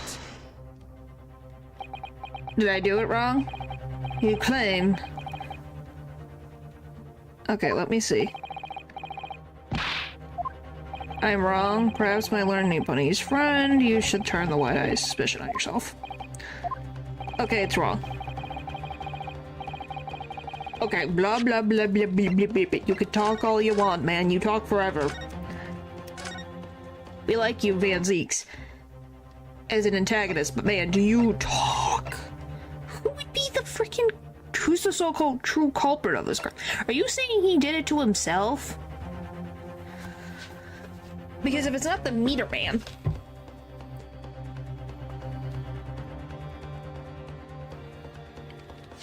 Let me look at this.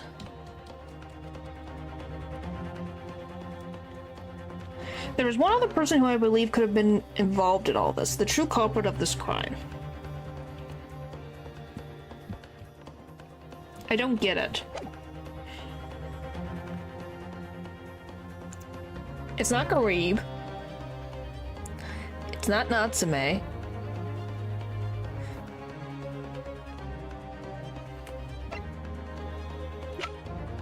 Who the frick? It's not her. You've got a guess? Enlighten me, because I don't have any. I'm like, it could be him. That's the only one I can think of. Because I'm like, I don't think it would be olive green. Would it? Because those are the only ones popping out for me. I guess we'll go with himself. Take that! Nope, it's wrong. It's wrong, I can tell. He gives me that look, and I'm like, yep, I'm wrong. If it's frickin' olive green, I will laugh. Take that!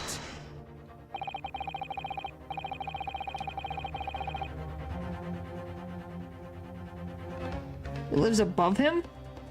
You think Garib did that? Why would he do that?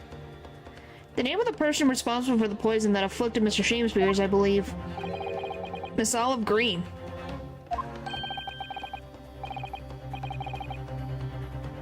Am I correct?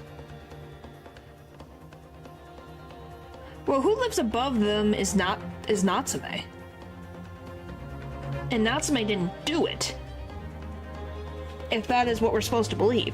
And Garib's on the top floor. So I'm more confused. Miss Olive Green, Miss Olive Green. I do feel as though I've heard that name in the recent past, Council, but I don't recall where. And how would... It's okay. I just took a guess where I'm like, these are the only people that really kind of relate to the case. Why? Because obviously Susato didn't do it. Iris didn't do it. Herlock didn't do it. Natsume is assumably the one who has not done it. Tobias Gregson couldn't do it. Garib couldn't. You're gonna tell me Garib went all the way down there to try to poison his own tenant? Van Zeeks isn't involved. The Meter Man was someone I thought of, but it wasn't right. I don't think she would do something like this by herself. He's dead. So I was like, it's either he self-inflicted this poisoning, or it's someone that completely is out of the realm of, like, who I thought.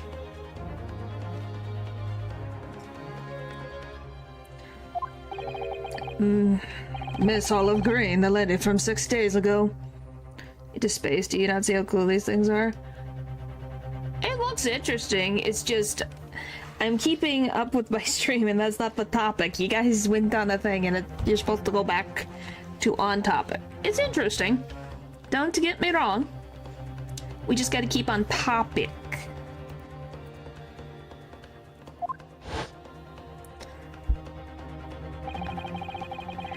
The victim in the recent case of stabbing on Briar Road. Oh yeah! It just clicked in my head. She was blackmailed by Shamespeare.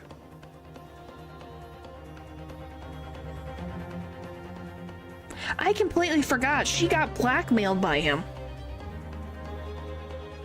About, for something. I can't remember what it was, but she did get blackmailed by Shamespeare because she got, like, the note thingy. I don't even know if I have it. Do I have it?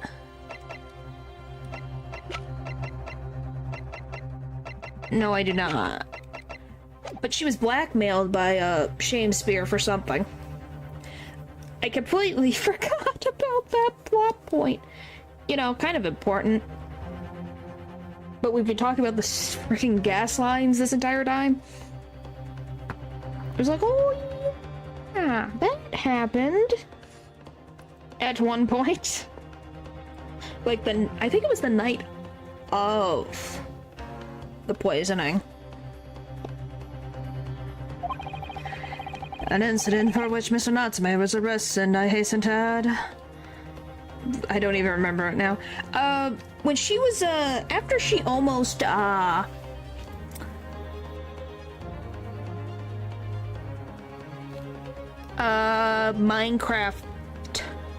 Minecraft. She died in Minecraft. Remember how we stopped her from not dying in Minecraft? We saw a letter, and we saw that she was being blackmailed. Yeah, so after that, we saw the letter that was on there, and it talked about that they know something. She needs to come to the grubbery where Mr. Shamespeare went to. She never got to meet him because she got stabbed in the back by accident. Oh, of course, yes, Miss Green. She was left comatose for 3 days, some 3 days, I believe. But I hear she regained consciousness 2 days ago. I hardly need to remind the court that Mr. Shamespeare's poisoning took place 3 days ago. Given that the woman was lying comatose in a hospital bed at the time, she appears to have been a rather fine alibi. True. On the night that the incident occurred, Miss Green was in the hospital, unconscious. So on the face of it, it would seem that she couldn't possibly be responsible, but still. My colleagues and I visited Miss Green in the hospital yesterday, and we found her to be in possession of a bottle of poison. Oh yeah, she did have poison. Because of lucky event, she had this without us. Yes. Yes, sadly, that is what has happened, isn't it? And that's so sad for her. Good gracious, she had poison. And there is another fact that links Miss Green to this case as well. The defense requests that she be brought to the witness stand in order to explain the details to the court. Tell me, Mr. Shamespeare. My lord, pray what be thy bidding? Are you acquainted with Miss Green? That's a lie. When he stops talking Shakespearean, we know he's lying. No, never heard of her. Judging by the look on Mr. Shamespeare's face, I think perhaps he generally doesn't know her, at least not by name. As the voice of Her Majesty's prosecution here, I adhere to my word. We will see my Lord Nipponi's friend's farce through to its conclusion. I appreciate that. The prosecution requests a short recess, my lord, in order to subpoena the witness and bring her here.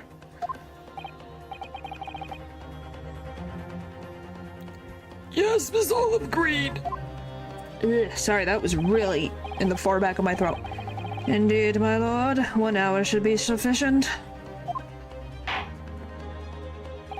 Very well, I grant the request. Excellent, I hope. The defense has made a most extraordinary accusation, I must say. But at the present time, I fear the prosecution's argument remains largely uncontested. Accordingly, I'm afraid the defense and his culpability remains the sole subject of this court's attention.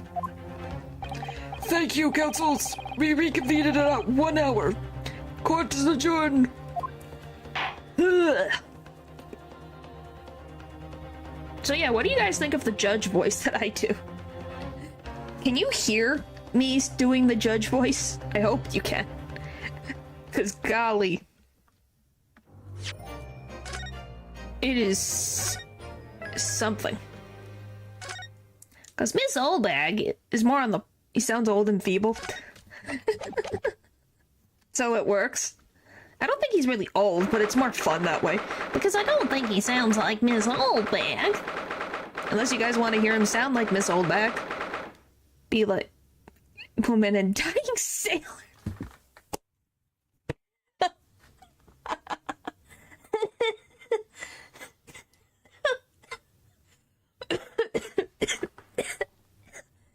Oh my gosh.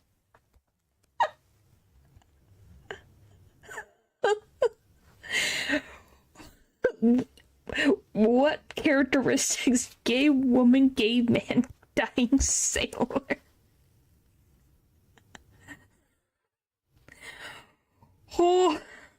Oh my goodness. Oh my goodness. I laugh too much. Oh boy. I'll take that as a compliment. Holy moly. Oh. Alright. I'm good. I think I'm good now. Whew. 23rd of February, 11:31 a.m. The Old Bailey Defendant's Antechamber. Joyful, jubilant, jumping jacks. Oh, Mr. Natsume, I'm so pleased for you. Locum student, Mr. Naruto Esquire, and non-locum judicial assistant, Miss Mikatoba Esquire. Now finally! What is it like this? Now finally, at last, there can be proof! Proof that I'm innocent and proof that my tea is innocent. Oh, good morning, my dear fellows.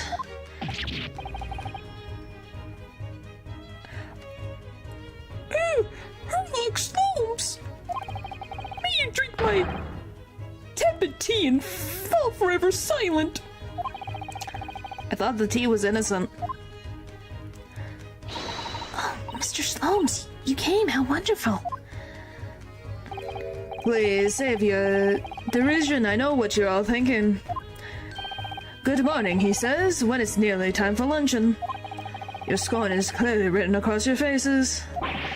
Nobody said or thought anything of the sort. The truth is, I was determined that today would be the day, as sleep induced me last night, I thought. Tomorrow, for once, I shall not oversleep. I'll rise early and be present at court to support my companions. Such spirited determination has a beauty of its own, does it not? Oh, yes. And then I began to muse on the subject. Why do people oversleep? I queried. Why time after time do they make the same foolish blunder? And the answer came to me at once. It was delightfully simple. People are asleep because they sleep. Well, is that not an astute insight into the matter? This is like people saying people are dead because they are dead. Because they have died. This is the logic we're dealing with.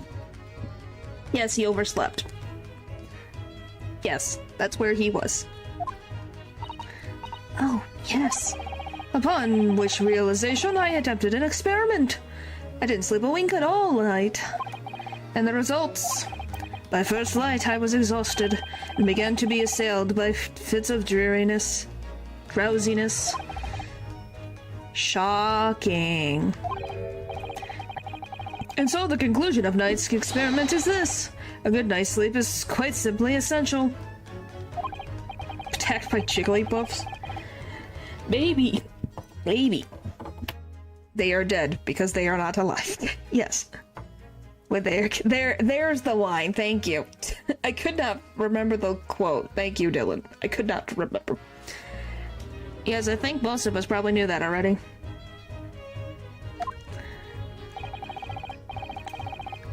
What others presume I proved by experimentation? That, my dear fellow, is the scientific method. Ah, yes, and one more thing. Do you remember this? Yes, of course, it's the poison that Miss Green was about to drink at the hospital yesterday. Oh, you didn't manage to. It was a laborious task, and as the man...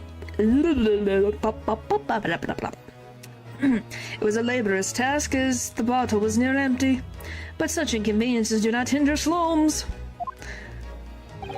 I managed to confirm that it contains strychin.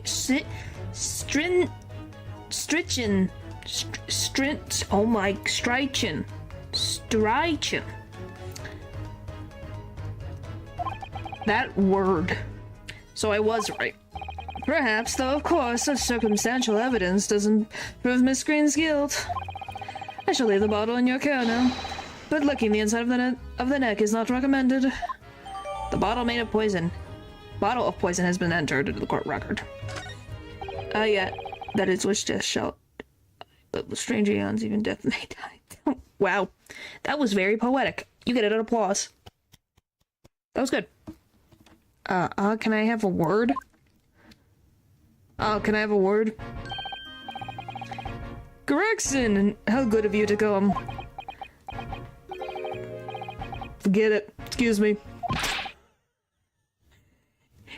Gregson looks like he's avoiding an X. Wait a minute, Inspector. I, don't wish to make a nuisance of myself. From the looks on your face, I'd say it's someone else who you think is making a nuisance of himself. My dear Inspector, please speak freely. Pretend that I'm not here. Yeah, it's like avoiding an X. It's beautiful. It's beautiful. Golly. Believe me, if I could do that, life would be a whole lot simpler for me. May have the results, Inspector, of the investigation of Mr. Shakespeare's room? Such a drama queen. Oh boy.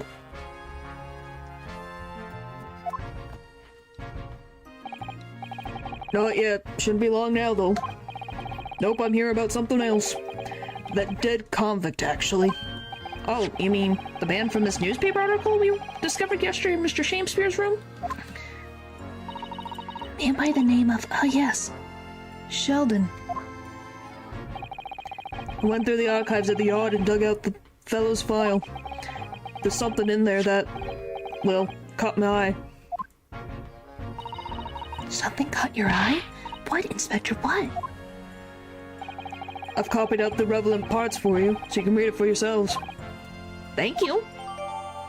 Scott Yard's files about the convicted criminal Sheldon that includes the newspaper article about him dying of illness in prison. These documents include the details that were in the newspaper cutting we found in Mr. Shakespeare's room. I'll rearrange everything in the court record so we don't have duplicate information. Okay, you didn't need to squish it. Why are you giving us a copy of this important file, though? Well, you're the ones who turned up the clue in the first place, aren't you? I'm just making sure things are got handled in the proper fashion. Oh, Scotland Yard's workings are so wonderful. Indeed, my dear fellows, and the inspector here's a shining diamond in its crown. Must be a fish and chips on the old man's hand? Yes, it is. It is fish and chips. It has forever duplicating fish. Oh, I didn't read. What? And on the back road, it is a good song. A shining diamond in the rough, maybe.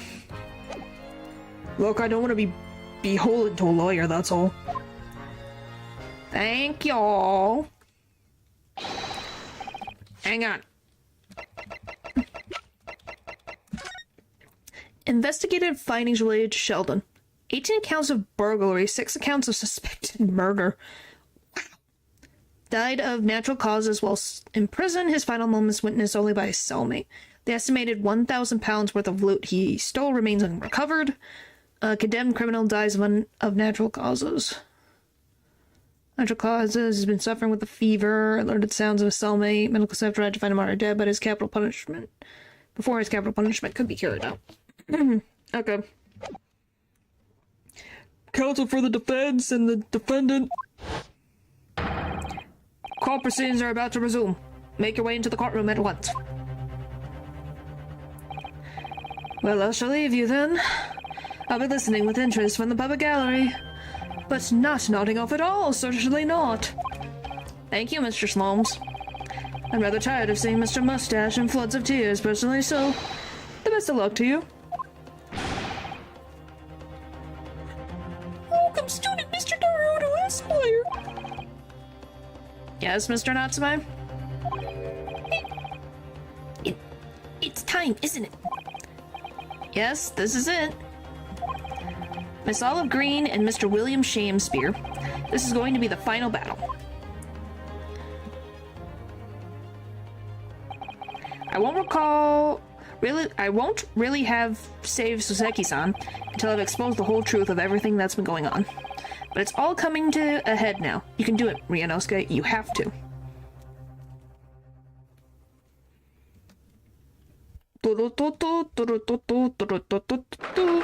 23rd of February, 12:30 p.m., the Old Bailey courtroom.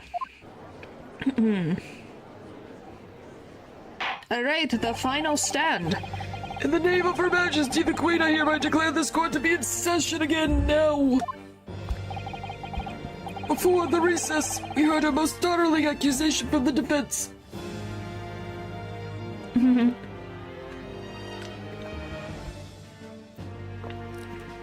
No, I was more trying to express Natsume's anger, but you know. Namely that the victim of the case we heard here was only a few days ago. Is the true perpetrator of this incident A reckless, rash, and prejudiced charge of wrongdoing, in my opinion, my lord. However, The prosecution has tried to extend every courtesy to this amateur newcomer from dubious eastern shores. Golly. Thank you for that backhanded consideration. A rather cold assessment from the honorable British prosecutor, I must say. Well, even the judge is like, heesh, Van Zeeks, back off. So Lord Van Zeeks is the new witness present and ready to take the stand. Ready and waiting in the witness's antechamber, my lord.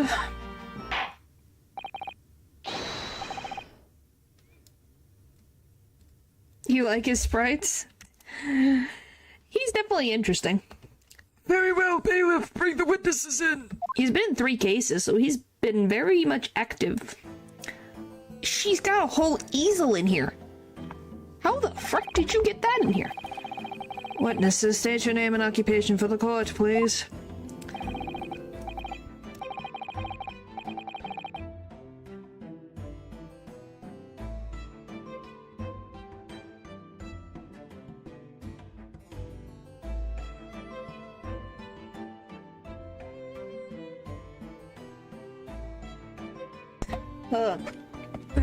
He appears on screen and made me cough. Holy moly. William Shakespeare, my liege. From my occupation, I can say only that I be a tragic victim to be pitied.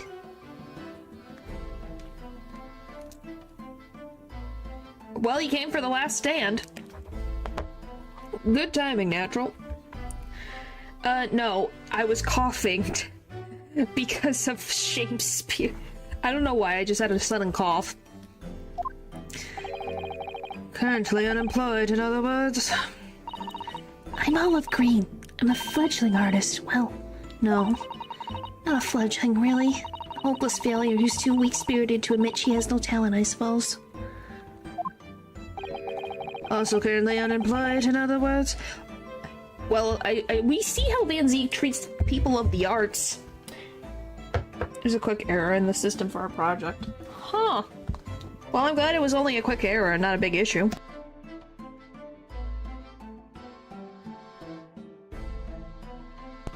What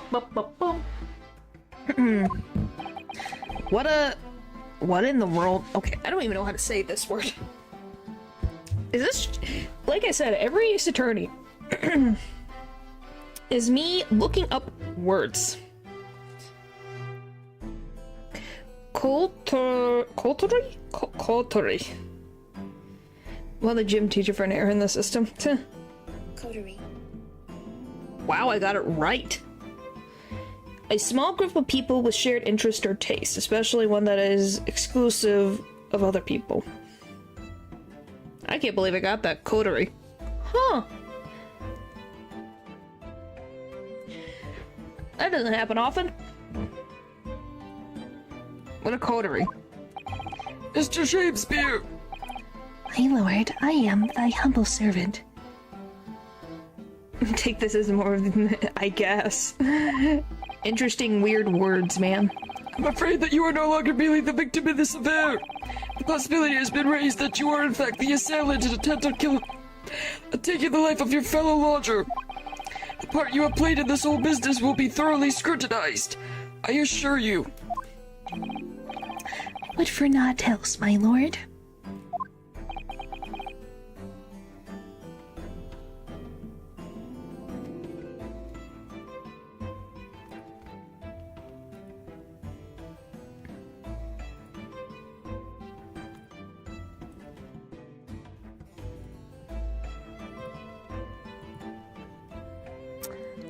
And Miss Green! Yes? You are aware of the reason you have been summoned to this courtroom today? I presume.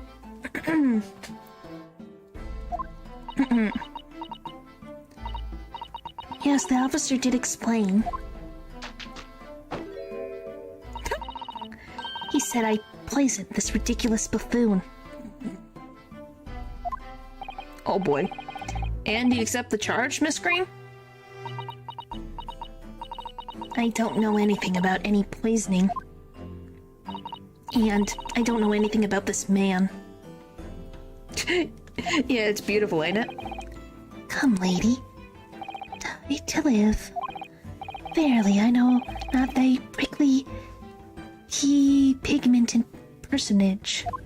Ugh. Very well, let's proceed with the matter at hand. That being to ascertain whether or not Miss Green has any involvement in this matter. It's all very strange indeed. Why would you suspect me?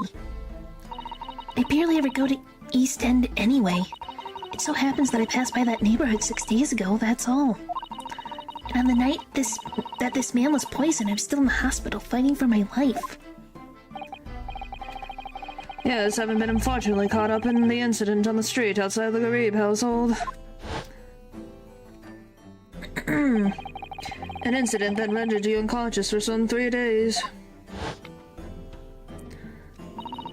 I was struck in the middle of my back by a knife, through no fault of my own, and now I'm under suspicion? Yeah. She's not good at having a poker face. What other irrelevant things might I be suspected of? It's all very disturbing. Your energies may be better spent worrying about random knife attacks. I feel Miss Green. At this point in time, all that appears to connect you with Mr. Shakespeare's lodging is the Briar Road incident of 6 days ago. That's why.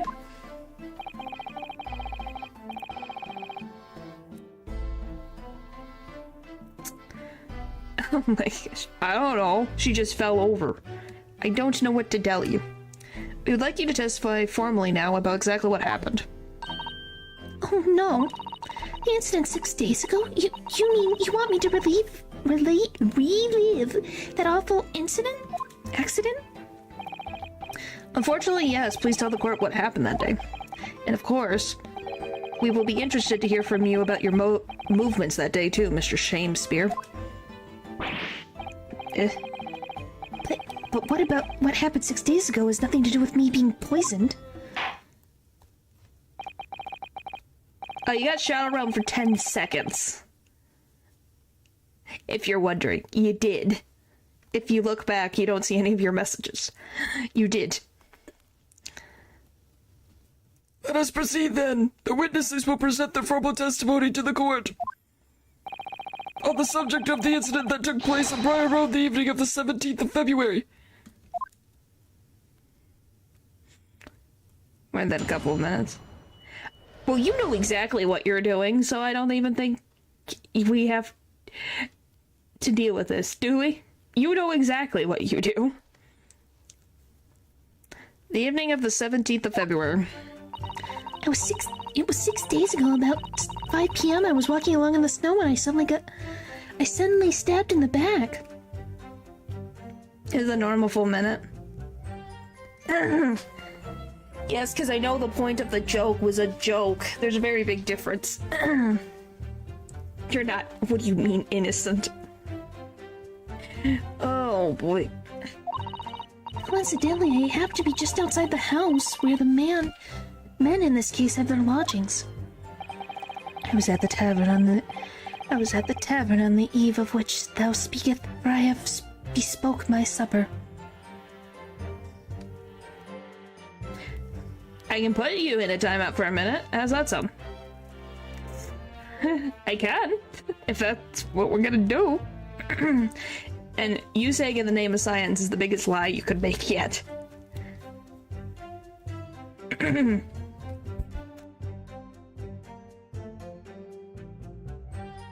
Ugh. It was the first time I'd been in the area. I had a little matter to attend to, that's all. But it's true. We're not doing it. Anyway, I was admitted straight to the hospital, so I knew nothing about all of this business. Yes, the second incident inside a week at what I believe to be aptly described as the haunted lodgings. One can only presume this is the most unfortunate coincidence. Meanwhile, you were not in your room, Mr. Shakespeare. 'Twas the following morn when I did awaken that I learned of the dire events. Mary, what a commotion did the officers of the law make on the floor, but I can't English today.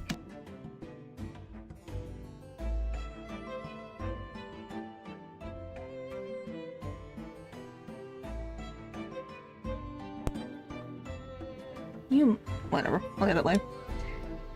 make on the floor above mine. When Suzaki was arrested on suspicion of attempted murder. As suspected, there is nothing connecting these two witnesses but happenstance.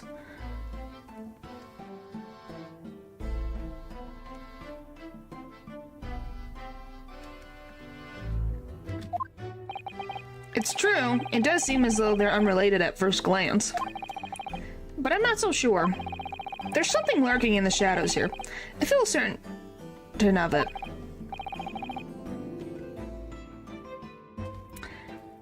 Any of my Honkai Star Rail streams, when certain characters appear, what is the first thing that you do?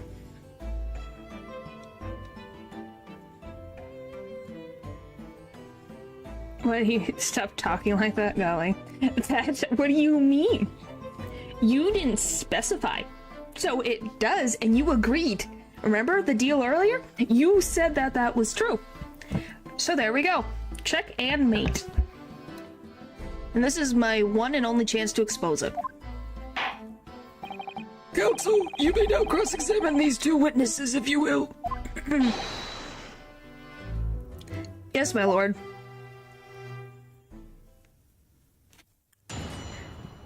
The evening of the 17th of February.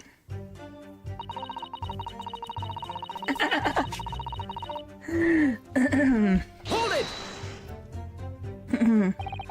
I'm well acquainted with the case. I'm sorry you had to go through that. It was awful. Can't believe I was unconscious for so long. And I woke up to find that the case had been solved and the culprit arrested. Yes, the incident has been resolved already. Perhaps it would help you to consider it a bad dream that ended with your awakening, as it should now be forgotten. Yes, I suppose so. Thank you. But before you put it completely behind you, Miss Green, I need you to remember the details one last time. You must tell the court exactly what happened that day, for us to arrive at the truth about this new case. The trouble is, there's nothing to tell, really. I was just walking along the pavement. Aside from that, you do random songs in my chat and I say, stop, and then you continue. Hold it! What were you doing there that day, though? What do you mean? The art school you attend, what's it called? Yes, it's the Thorndike Academy of Fine Arts. According to Mr. Slomes, that's just in the vicinity of Brixton Road. When I tell you to stop, you continue. Which is some 10 stops away from the scene on the underground. I believe you mentioned before that you also live on Brixton Road, isn't that right? So why, then, would you have been walking along Briar Road in the middle of the East End?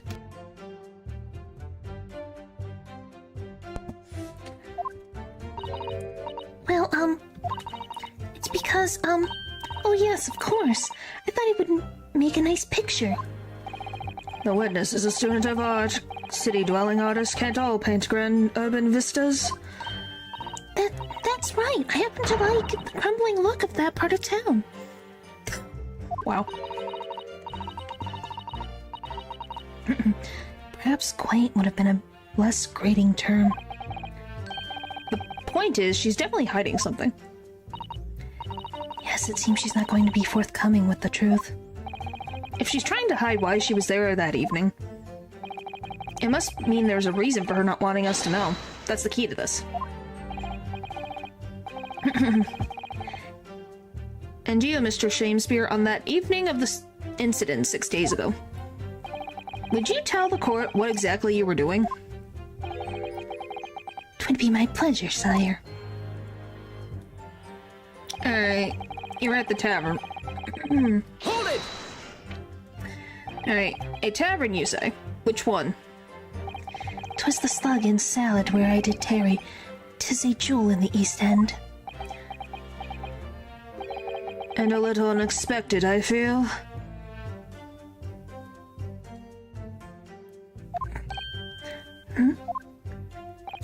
What do you mean, Lord Van Zeeks?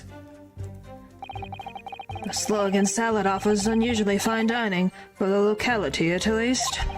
Not an establishment you expect to be patronized by a man with not even a crumb of bread in his room. You saying you're poor? It's true, the menu lists premium crust of bread and glasses of water, and different levels of cloudiness. What the frick? Why does it matter about the cloudiness of your water? I would have expected Grubb's Grubbery in the local vicinity to be more appropriate for your means. Watery soup and mushy peas, or rather, soupy water and pea-like mush. All equally appetizing. I just wanted to try some water in a different pub for once. What's wrong with that? How different can water really be? Oh, it can. It can. Perhaps there's more possible explanation. A specific reason why you had to go to that particular establishment. Agreed. The fact that on the day of all days he dined at a place he wouldn't normally, it does stand out. So Mr. Shamespeare's own actions on the day of the incident 6 days ago were slightly suspicious. I wonder if we have some evidence that can explain those actions.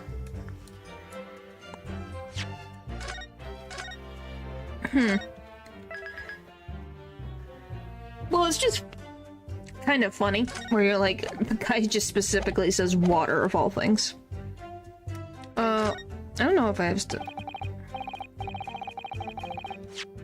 Do we have something?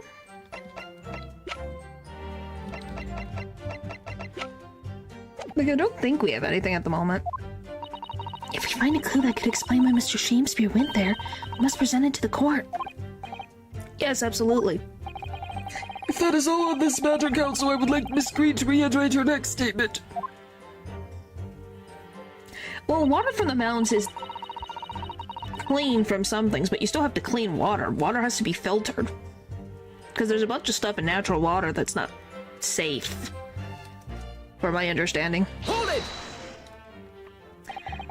What little matter, Miss Green? Please elaborate. It was nothing, really. It was not worth mentioning. If you remember, you mentioned it to us yesterday at the hospital. It was related to the card you were holding. Miss Green. Do you clean water with water, though? Oh, no. You're asking me that question. I don't know. What was that? She clearly just hid something behind her back. From memory, I believe the card contained a note that read, I have information regarding the death of Duncan Ross.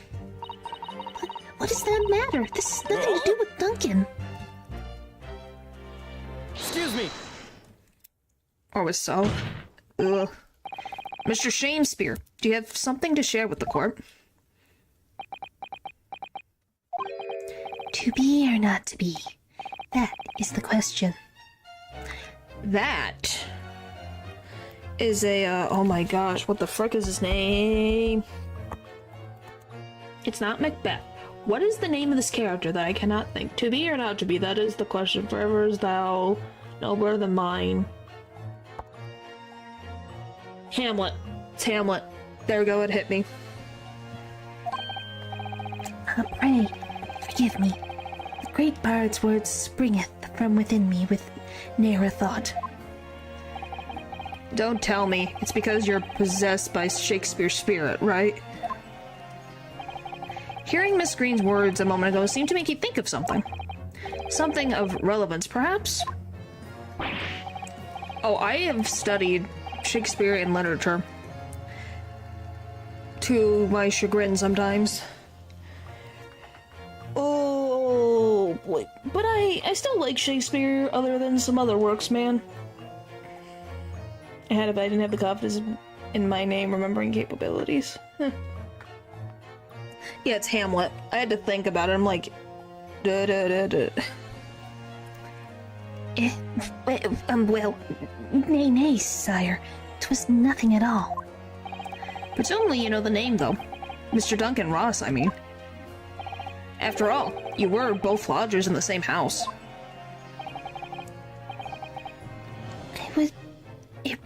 I would it were so, but sadly nay. Lodging by a lonely occupation, sire. My lodging fellows be rarely known to me. So you haven't heard of him, even though he passed away in the room just one floor above yours?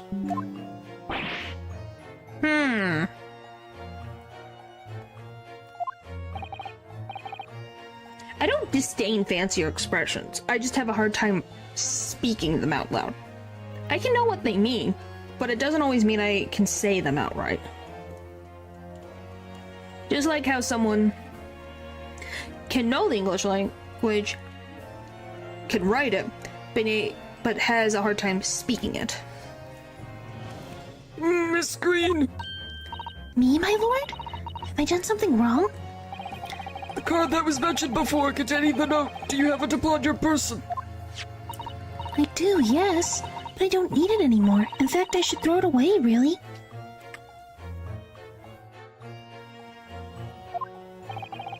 Before you dispose of it, the court will take it as evidence, please. And also, being a writer, if you use all the fancier words, does not make a work better. Same thing with writing a persuasive essay. They don't always make it better. Like a couple of them, yes, but if you used every synonym for a certain word, it becomes contrived, if that makes sense. An envelope, a note in an envelope that seems to have been ripped open rather roughly. It contains instructions to meet with someone who claims to have information about Duncan Ross. Well, that too, but just in general, if you read something that has so many pretentious words over and over and over again, you're gonna be like, in the same thing, you're just gonna be like, huh?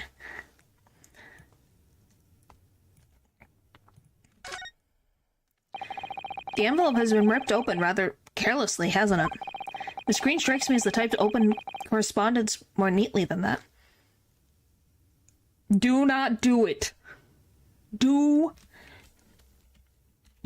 not do that at all. That is illegal and it is unsafe for the driver and the people around you. It can seem forced when you do it too much. Yeah. Just stop reading. But yeah, that's just how it is. This is me just saying from experience, and from what I've been taught, is fancy words can be nice. Don't get me wrong. So it's good to learn them. But having too much in your works pushes people away. Well, they're wrong. And they should speak to a police officer. I think the police officer will kindly remind them why it is illegal. That is also illegal. Do not do that either. Do not. It's illegal for a reason. It is bad. Not even in simulators. You should not do that. Do not even entertain it. Do not. What is it? The way the envelope is torn, I'm almost sure I've seen the exact shape somewhere else. Oh, you don't mean... Were you thinking of this piece of evidence, Mr. Naruto? Exactly, that's it. Tried to match them up. That is an aggressive rip of a letter. Look at that. They go together perfectly. This torn off end of the envelope clearly belongs to this card.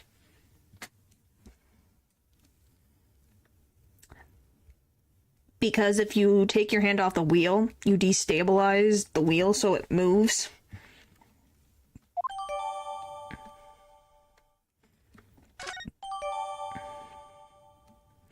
Yay! Progression. Thy name is Green Envelope.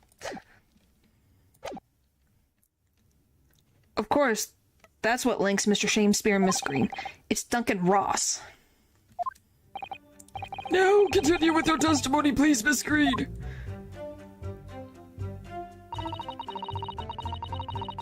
Okay, so I think it's this. Or at least that's my assumption.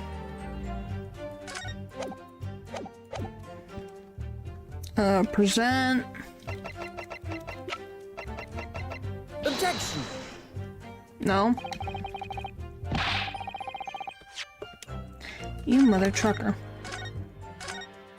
Oh, at the beginning.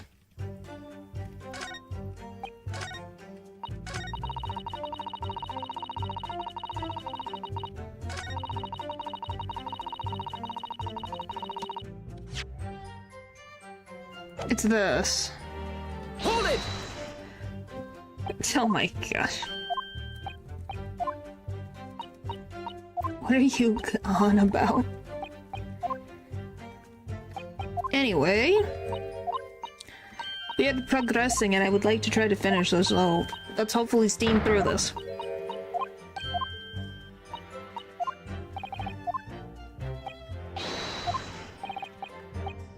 Alright. If you in a sense. Oh my goodness. No, I have never played Team Fortress 2. I just thought that was a genuine joke that people just made in general. I thought it was just your mom jokes. Hold it! No, I have never played Team Fortress 2. I know about Team Fortress 2, but I've never played it. Never have I ever done that. I don't know about that. Which freaking testimony? Is it the third one? Hold it! Golly, I'm going through all the testimonies again. Here we go again.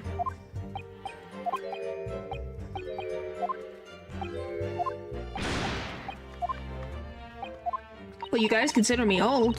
I've never played Team Fortress 2, so I might not... Okay, have a good sleep. Thanks for stopping by and telling me some interesting facts.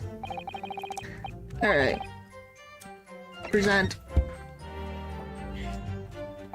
Mr. Shamespeare?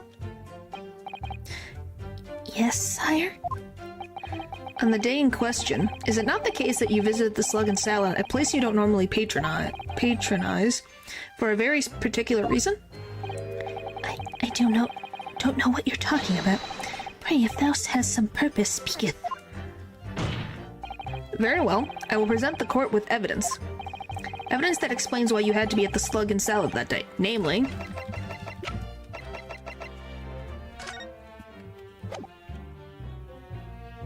Take that! I believe this card reveals the answer. Good lord, Miss Green's card, you mean? That's right, my lord. It reads, I have information regarding the death of Duncan Ross. Come to the Slug and Salad on Briar Road at 5 p.m. on the 17th. Don't tell anybody else about this letter or the meeting. It's a matter of utmost importance. You're at most. Wow. Scores your...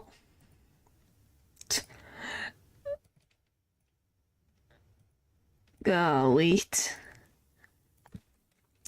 Mr. Shamespeare, your actions on the afternoon of Miss Green's stabbing are exactly as described in this note.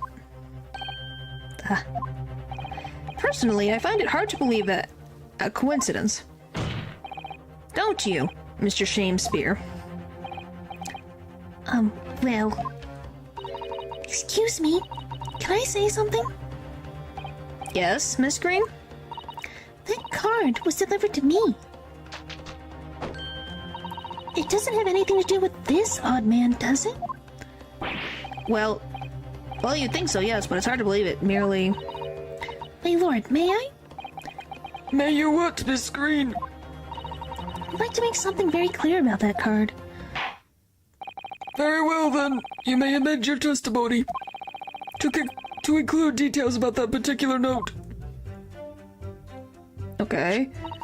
This note was delivered to me at my address. It has nothing to do with this man next to me here. I'm going to immediately put the evidence, but I probably need to hear what she has to say, but I want to try it. Objection! Okay. The day before the incident, exactly 1 week ago now, this note was delivered to your address. And upon carrying out the instructions in the note, found yourself in the hospital. This guy has been having this thing on his... literally for a week. For 3 days, this guy has had this piece of paper on the floor and didn't get rid of it. Shakespeare, you are so dumb. Yes, I did. It was terrible, everything that happened to me. Yes, it's terrible. If it's all true, that is. What do you mean? Miss Green, have a look at this, please. It's the torn up end of an envelope. Oh, is it? And it so happens that it fits together perfectly with the envelope of the note you received. Keep the thing for so long, I guess. Where did you find that? In Mr. Shakespeare's room. In my room. Mr. Shakespeare, do you perhaps remember this note from somewhere? Well, your actions that afternoon followed the instructions in the note to the letter. Ha, pun. Come to the Slug and Salad on Briar Road at 5 p.m. on the 17th. And so that's exactly where you went. Let me ask you again, Mr. Shakespeare. You already knew about this note, didn't you? And you, Miss Green. What did I do? As this torn off end of the envelope proves that the note was originally Mr. Shakespeare. Wait. Wait. Did Olive Green blackmail Shakespeare? Yes, that is Reno's. Did she, instead of Shakespeare blackmailing Olive Green, did Olive Green blackmail him? So how is it that it came to be in your possession? I don't have the first idea. I'm just a fledgling artist after all. There's only one explanation. You broke into Mr. Shakespeare's room and stole it. You did what? Sorry. Those has what? That were in my room? What on earth do you want with me? Oh, wow. I did not expect this turn of events. It would seem that both witnesses need to testify again. Ugh. Miss Green. Yes? Whilst you have the court's sympathy, I'm sure, for the suffering you've endured in recent events, anyone found to be giving false testimony in a court of law will be duly punished. Please bear that in mind.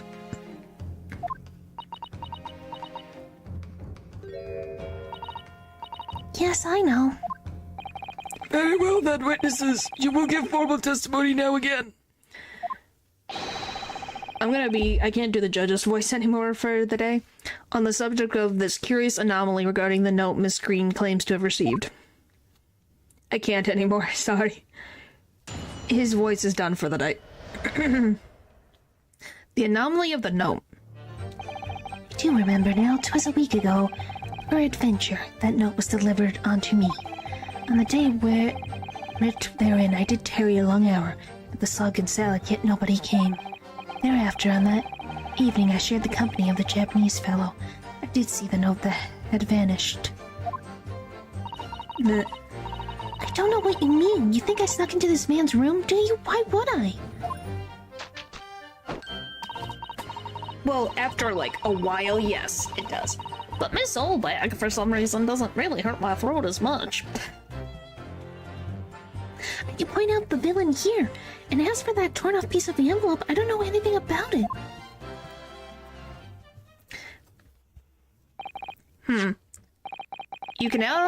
You now claim to have received this letter, do you now, Mr. Shakespeare?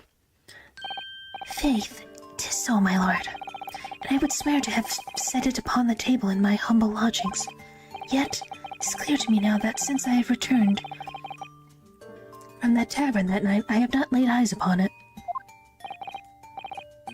Well, that being the case, young lady, it would appear that your testimony was...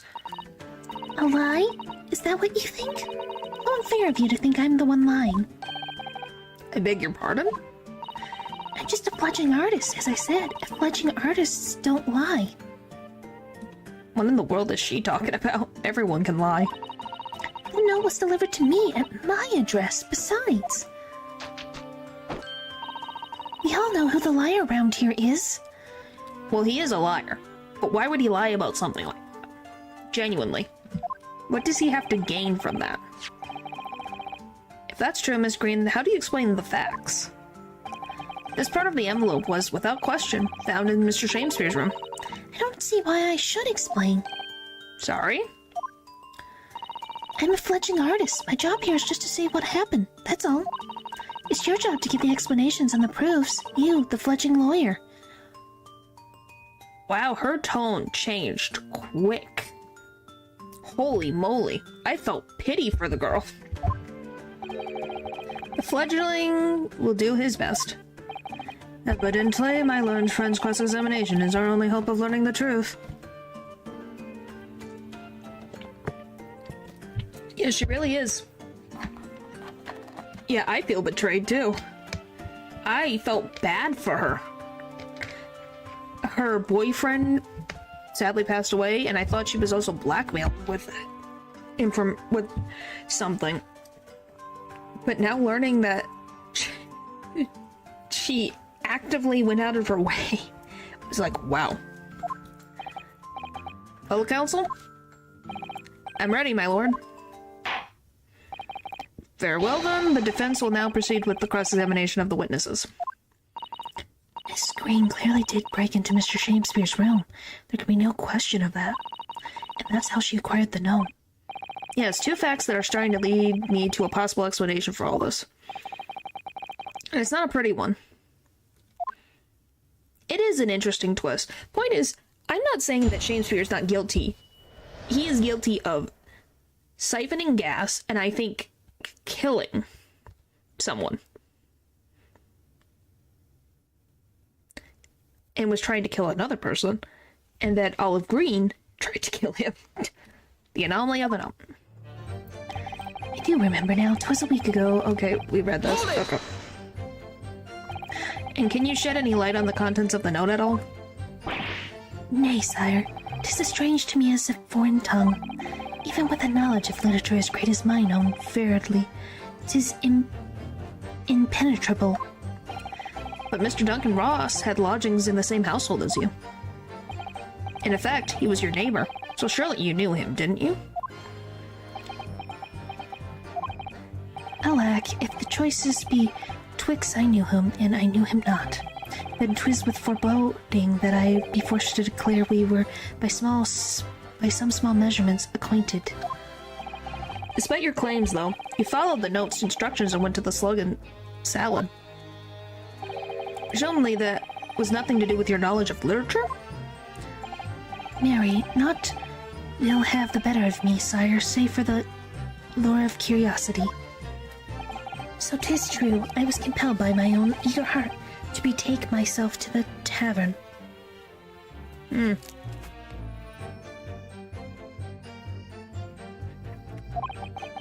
And in the end, my curiosity was not satiated. Okay. Hold it! So even after waiting for an hour, nobody appeared? Well, yes, sire. 'Tis as thou sayest. Really? You paused for a moment before you answered. In truth, when thou asked whether nobody appeared, I did suddenly recall. Really? Do you mean to tell the court that somebody did appear after all? I was not alone at that night at the Slug and Salad, my lord. No, 'tis returning to me now. I did treat my lips to utmost clear water, and mine innards to a premium crust of bread. And all around me danced a great many companions. What do you mean? Flies, sire, flies.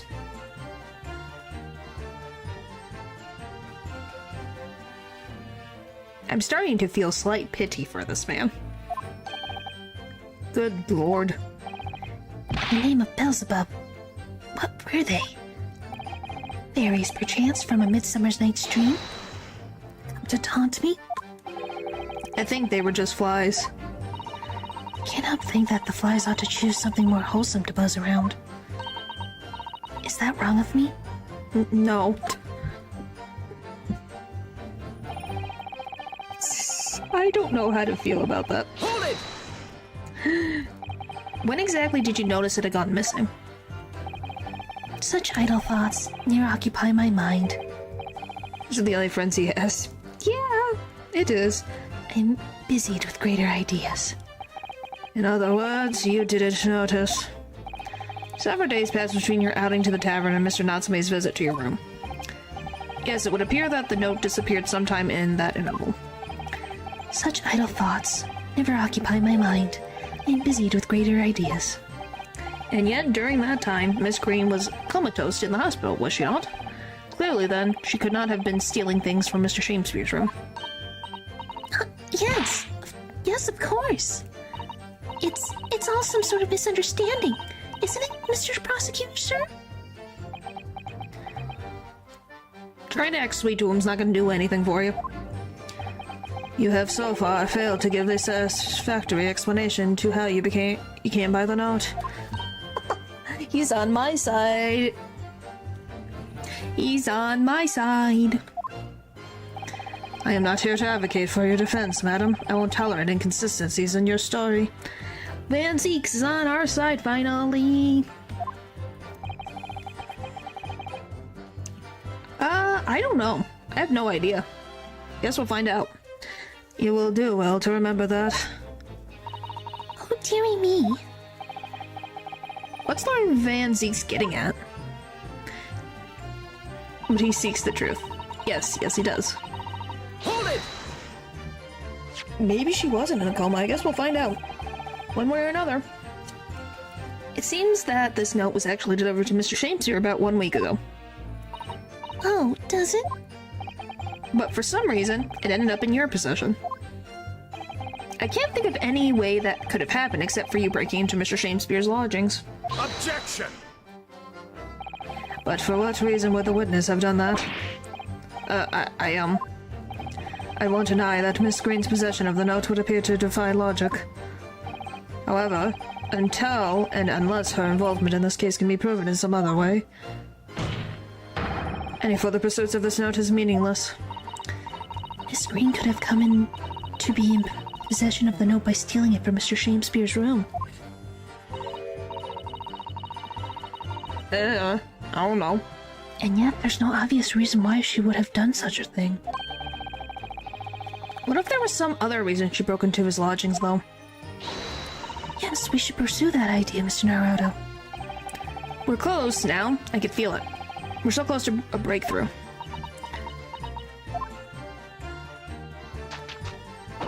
To a thick winter coat, yeah.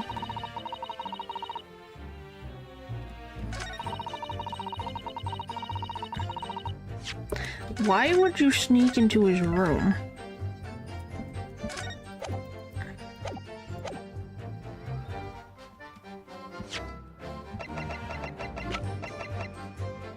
Objection!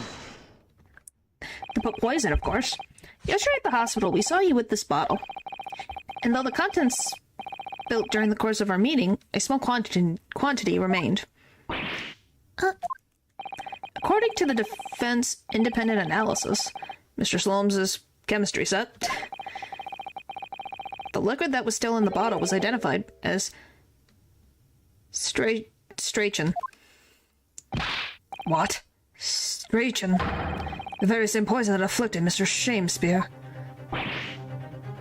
His face. Miss Green, you broke into this man's lodgings for one reason and one reason alone.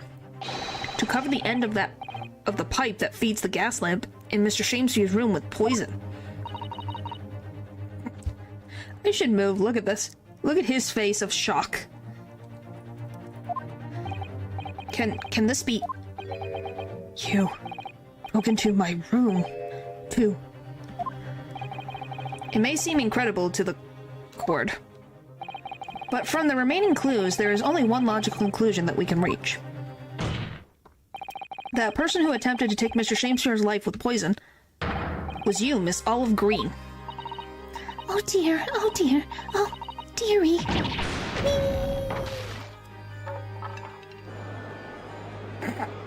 Wow.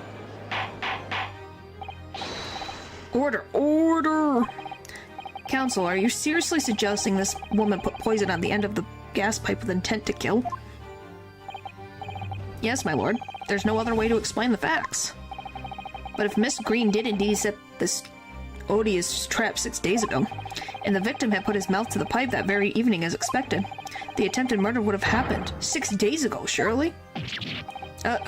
Well, that's a very good point. Perhaps not, my lord.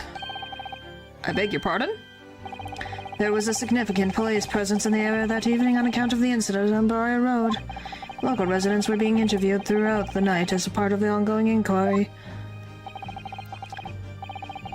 A circumspect criminal would likely have chosen not to carry out any wrongdoings at that time. Wow, Lord Van Zeeks is on our side. Point is, Shamespeare wouldn't be doing that because he wouldn't want to be considered a suspect or try to do anything to get him in the public eye. Of course, the following morning there was more activity in Mr. Shamespeare's address. More activity? Ah, yes. You mean his fellow lodger, Mr. Natsume, being arrested on suspicion of murder. That's right, and as the defense has already proposed, Mr. Shamespeare was meddling with the gas in the pipe for a very sinister reason himself, to cause the gas stove in Mr. Natsume's room to go out, thereby asphyxiating the occupant. But once Mr. Natsume had been arrested, his room was under constant surveillance by the police. In the circumstances, Mr. Shamespeare had no reason to blow air into the gas pipe. His intended victim being in a prison cell. The need to tamper with the gas removed, the poison on the pipe lay dormant. And then, 3 days ago, now the situation changed again. Right, Mr. Natsume's trial, which took place here at the Old Bailey, came to an end. Yeah, this is a twist. I did not expect it, and it's a very good twist, actually. The trial in which the man stood accused of stabbing Miss Green in the back, but was duly acquitted. That resulted in Mr. Natsume returning to his lodgings for the first time in 2 days. And that very night, his gas stove mysteriously went out, and Mr. Shamespeare was mysteriously poisoned.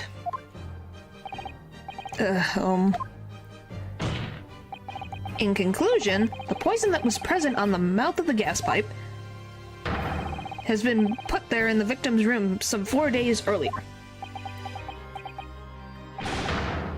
Mary. It's okay. With that new understanding, it becomes clear that this letter was all part of the plan. What plan? The court will recall that the note gave instructions to visit the Slug and Salad at 5 o'clock, and that the recipients should tell nobody else. The reason for those instructions are now clear. To ensure that the lodger would not be at home at the stated time.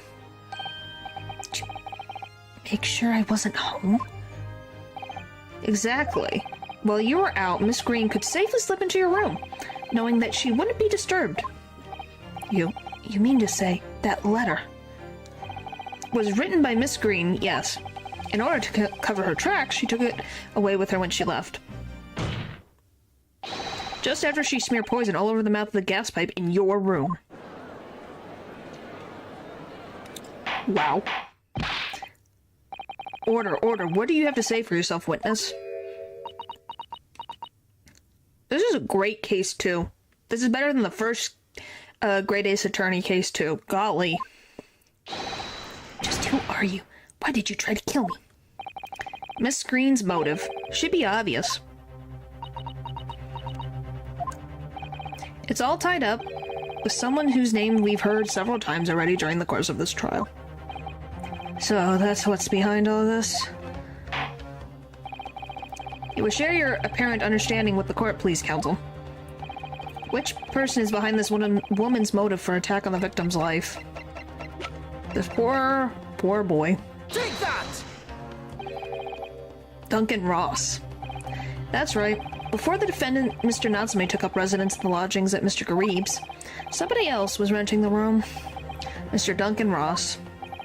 I knew I'd heard the name somewhere else. It was all over the papers a month ago, when the man died in strange circumstances at the haunted lodgings. That does ring a vague... Ah, of course, yes, I remember now. The young man they claimed was strangled by the convict's curse or some such. Sadly, my lord, it wasn't a curse of any kind. Nor was it an accident. The man died as a result of Mr. Shamespeare's blowing into the gas pipe and causing gas to leak into his room. Yeah, it's a really smart case. It pulled everything together and connected that one case with Olive Green's being stabbed. It's really good. I'm impressed. This is one of the best cases I think I've seen from them. It was murder, plain and simple. And she wanted revenge. Well, what do you know? The world is so unfair. Curses. Curious deaths, that's all people care about. If it's an interesting story, they want to know. It doesn't cross their minds that real people are involved. And once they're bored, just 1 month later, once the story's lost its appeal, everyone's forgotten him. You mean Duncan was... Mr. Ross was Miss Green's fiancé. Fiancé? You may not have known until now who Miss Green really is, Mr. Shamespeare. Out of grief. Yeah, it really is sad that she was so angry that she did something like this. But she's known exactly who you are all along, because you're her sworn enemy, the murderer who took the life of the man she was to marry. Marry? Miss Green, is it not the case that in order to exact revenge on Mr. Shamespeare, you smeared poison over the end of the gas pipe?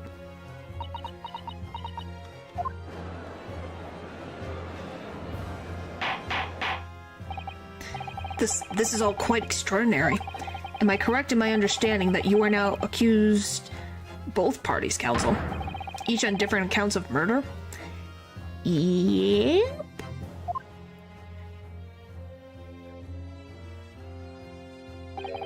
Yes, my lord. That's correct. Objection! What do you have now? Hailing so deeply, it appears that my fledgling learned friend has taken in a lungful of dubious gas that's causing his judgment to be clouded. What? Why would Mr. Shamespeare have wanted to kill these lodgers, as you say? You have completely failed to provide a motive to substantiate your accusations against the man. Oh, I can tell you that easily. Easy as frickin' pie. Yes, that's right, Mr. Reaper, my liege. I have been slighted. 'Tis lies, all lies. I deny every utterance. And you'll have to forgive me, Mr. Naruto, sir. But I don't intend to admit to anything either. Miss Green. I'm sure you'll think I'm being very rude, but I'm not going to be sent to the gallows for the likes of this scoundrel. Objection!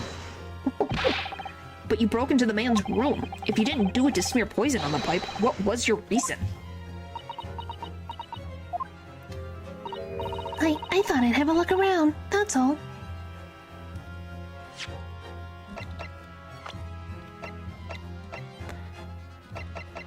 He's 31 and you're 20. Golly, lady, don't even with me. Sorry? You're right, I suspected him. So I thought perhaps I might find some evidence or something in his room. Evidence that that it was him who took Duncan's life. Oh, villainy, a tyranny or brutality of a woman. But in any case, whenever I leave my room, I do turn the key in the lock. That whole place is falling apart. The locks on the doors are no different. Duncan showed me once how to unlock the door with some turps and a piece of wire. Lawfulness or artfulness, tyranny of profanity of a woman. We will consider your trespassing on some future occasion, but for now, tell the court what you found, what evidence your search revealed. Well, I spotted the note that I sent him lying on the floor. When I went to pick it up, I noticed something. One of the floorboards was loose, and underneath it, I discovered a secret hidden hiding place. Yes, we also discovered that hiding place. Inside, we found a newspaper cutting, a photograph, and an empty tin box. Oh, yes. Well, that thing is, when I found it, the box wasn't empty. What? There was something in it? Yes. This rather nice key. And she's been flaunting it around. Whoa. What are you doing with that? What the? Every ounce of color is drained from his face. Give it here. Give it to me now. It's mine. I inherited it. What was that, witness? What did you say? You inherited it. No, What's all this about? He inherited that key. It was obviously important to you since you've gone to such lengths to hide it, so I took it. I don't know what it's for, but you took something precious for me, so I took something precious from you. So what if it means you can't open something now? I don't care. She's admitting to thievery and trespassing. Give it back to me this minute. Give it to me. Calm yourself, witness. So Mr. Shakespeare has tried, and in one case succeeded, to take the life of 2 lodgers now. Yes, his motive for doing so is the key to everything that's happened. It's true that there appears to be no motive to support the accusation against Mr. Shakespeare at first, but considering everything we know now, I think there is actually something that could explain it. What? I need to recall every piece of evidence at our disposal. Everything we've seen and heard. Because I'm sure that I just caught a glimpse of the link that runs through all of these events. In that case, counsel, I must demand that you present evidence to the court in support of your claims. What is it that you say can explain the motivation for Mr. Shakespeare's alleged crimes?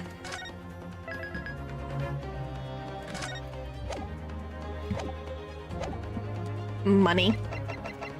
It all comes down to money. Take that! That's an official police report, is it not? The Selden file? How did you get a hold of that? Selden? The now sadly deceased Mr. Ross and the defendant, Mr. Natsume, have only one thing linking them. The fact that they had lodgings in the same room. Well, yes, we know this, certainly. A room that was formerly occupied by Sheldon. It's okay, you don't have to. This case is really interesting. Until that he was arrested by Scotland Yard for his involvement in multiple burglaries. I see. And it so happens that the convict, Sheldon, left behind one very substantial mystery when he died. The some £1,000 worth of loot that he stole. Yeah, it's great. Which, as yet, remains to be found.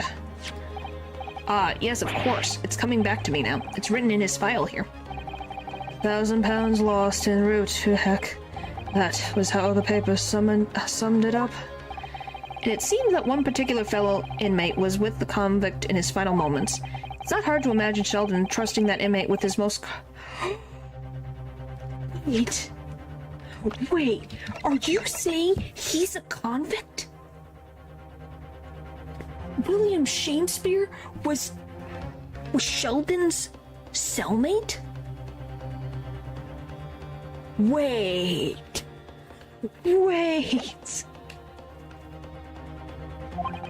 The location of the stolen loot and perhaps a key to unlock whatever container the valuables were in. You mean this key is... Shamespeare, it was you, wasn't it? You were at the capital offender's side when he died, were you not? What are you talking about? Tis a false charge, I tell you, a false charge.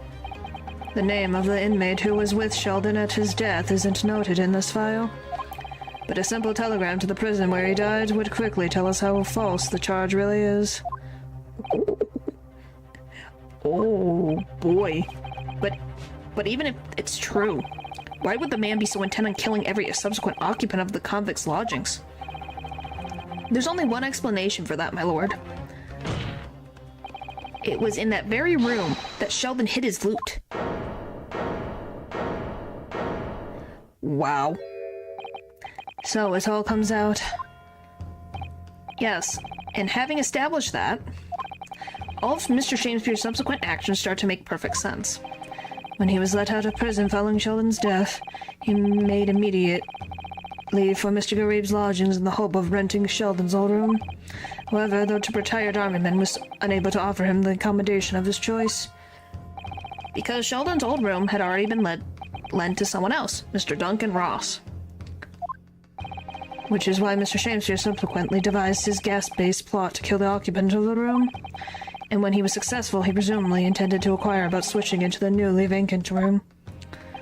However, a certain jittery someone had beaten him to it. Mr. Soseki Natsume, the defendant of this case, no less. So you decide to use the ploy with the gas again, didn't you, Mr. Shamespeare? This time to oust Mr. Natsume. All for one simple and precarious reason.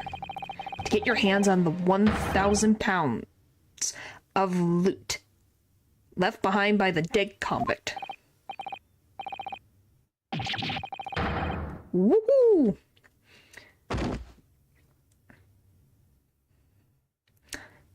We did it! Hooray!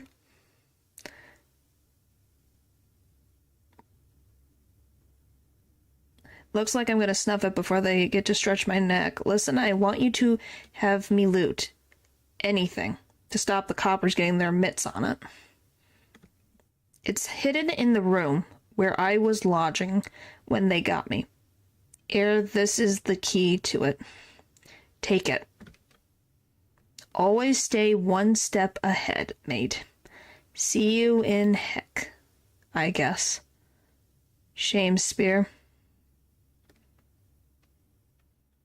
Wow.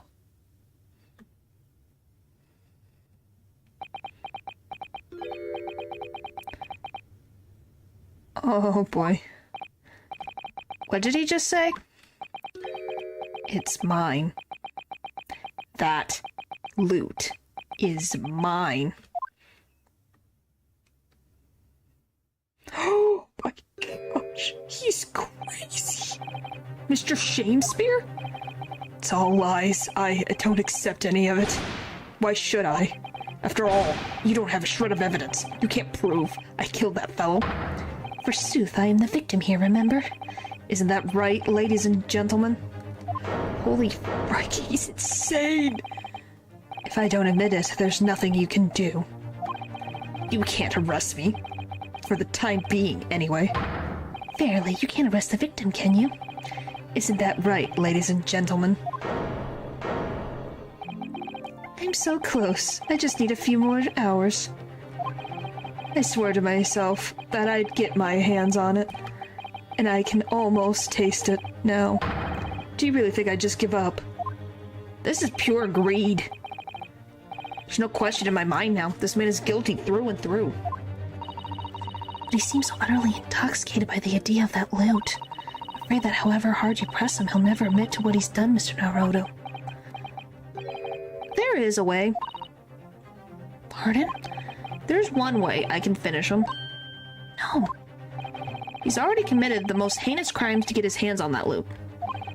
But if he had reported it to the police, I don't know. He's greedy. He wants the whole thing, because he inherited it. It's his, he says. Which means all we have to do is find it first. Fine plan. We're attached for the fact that the police thoroughly searched the room following the death of Mr. Ross. If it were there at all, it must be very well hidden indeed. Without conclusive evidence, I certainly cannot rule. If only there was some way we could find the convict's loot quickly. This is the final piece in this complex puzzle, but I think we might have it in our possession already.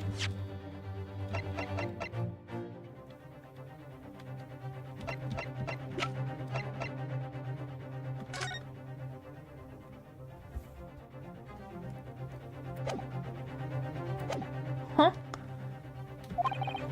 Or rather, I think we may have something that can help us find where the loot is hidden. My lord? Yes, counsel? The defense would like to make a proposal about how to find the late convict's hidden loot. I believe you're already in possession of something that could give us a clue to its whereabouts.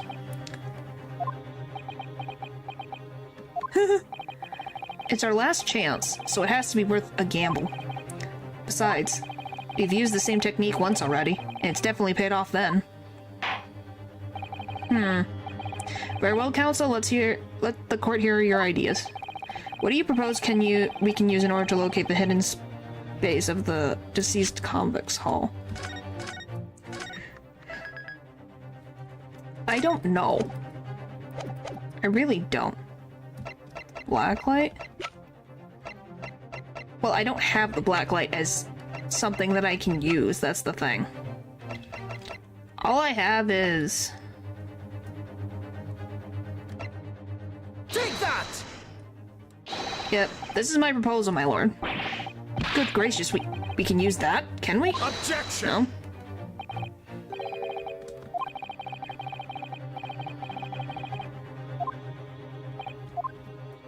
Alright, it's wrong. Alright. I don't know what it is. I'm trying to end for the night. I want to know.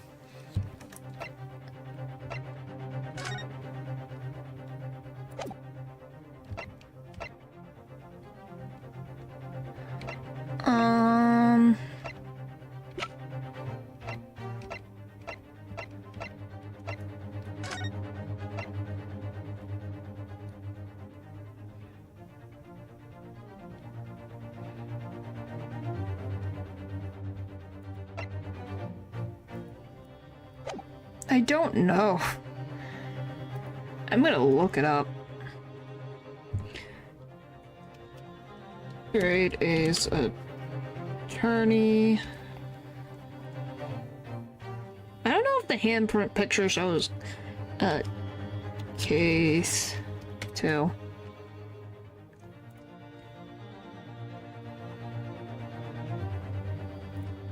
Let's see. Alright. Okay.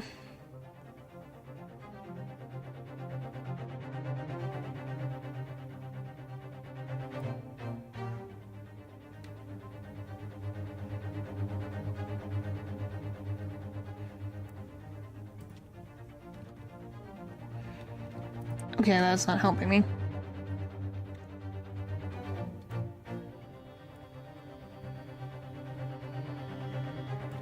Wait, it is the handprints on the wall. Take that! Why? If I'm not mistaken, those are Mr. Shakespeare's handprints on the wall of his lodgings.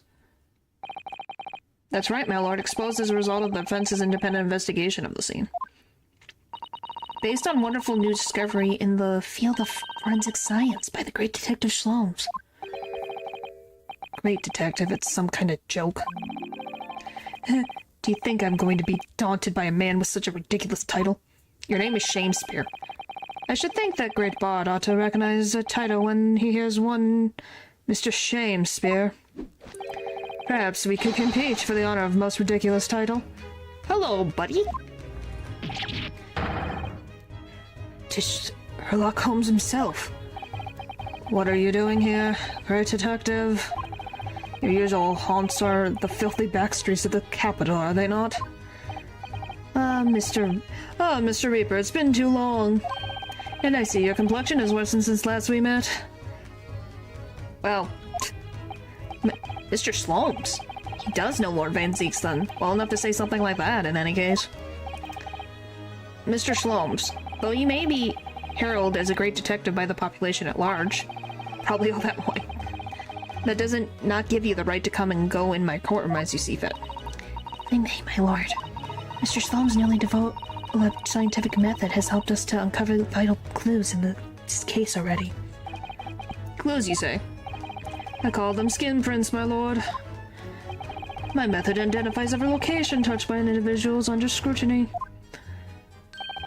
It's the method by which we were able to assert this gentleman's gas pipe activities. You need only a small sample of something the individual has previously touched to make an indicator solution. In your case, sir, I used the teacup you had been holding. Elementary. So now, Miss Naruto. Yes? What am I to use as a sample to make the indicator solution this time?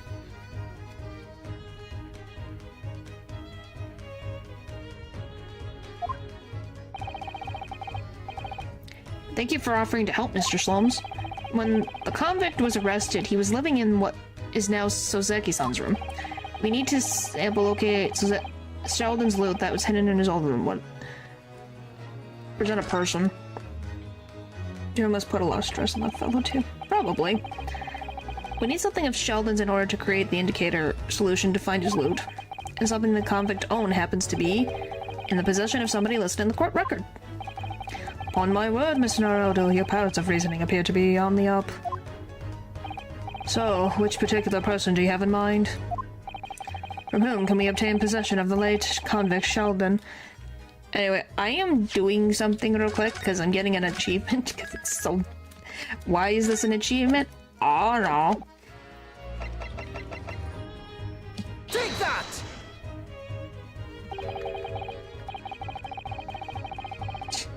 Apparently. It's literally called Anyone But Olive Green Achievement for whatever reason.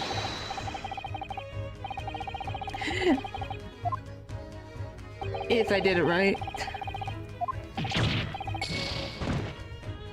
That work? There we go. The Noodler. It's literally called the Noodler. Alright.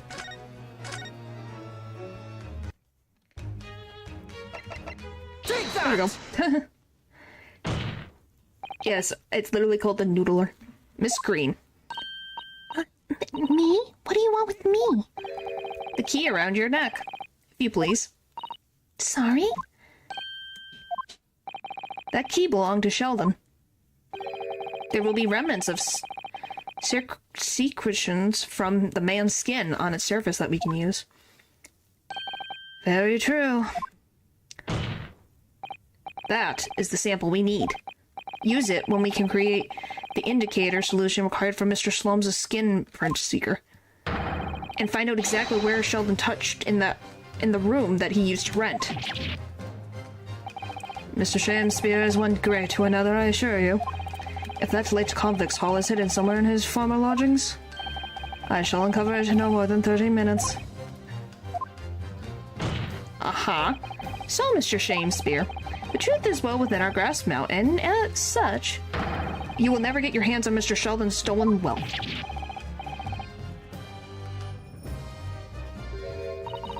In that case, I'll gladly let Mr. Slomes have this key. Oh boy. Oh, give the key to me. Detective shan't have it. Oh, this is her revenge. It's over, Mr. Shakespeare. No, no. You're out of options now. There's only one thing left for you to do. Admit your guilt. Whoa. O shameful spear, despair. Be thy name. What the frick? That was weird. That was really weird.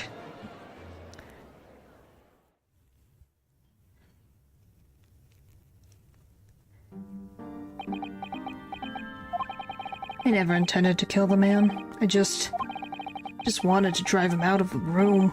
That's all. So you'd have time to find the convict's haul of stolen goods?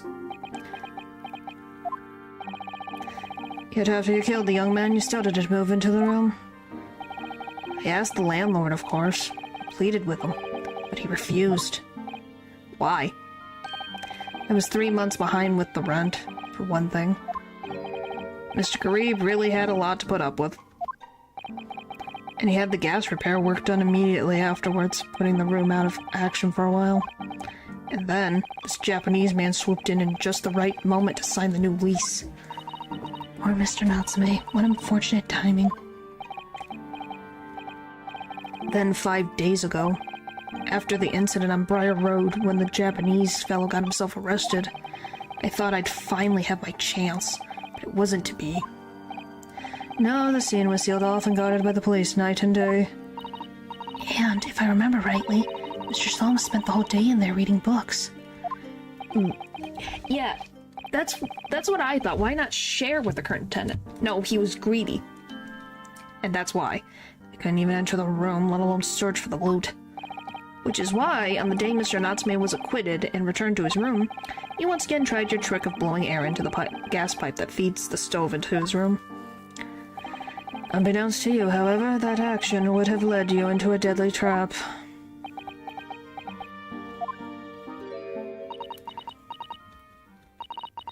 William Shakespeare. How does it go? To be or not to be? That is the question. From Shakespeare's Hamlet, Act 3, Scene 1. He really does. Well, let me tell you, in your case, it's not to be. That is the answer. You deserve to die for what you've done. Wait for Natsume to just leave. Yeah, but I think he was impatient. Huh. Good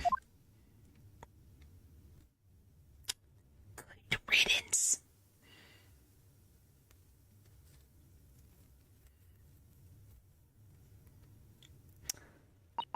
At first, I really did think it was just a terrible accident. I'll never forget our conversation the night before Duncan died.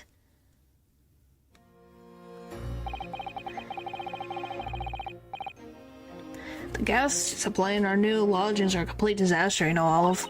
The gas supply? The gas supply? Yes, the stoves always seem to go out in the middle of the night for some reason. That's no joke. They say it's the convict's curse. Oh, Duncan, please, don't stay there. I don't care how cheap it is. Alright then, if it's that important to you, start looking for a new place. So if Shakespeare just waited a few days, Duncan would have left, and the room would have been open. There's spare rooms in my house. Why don't you leave that horrible room tonight?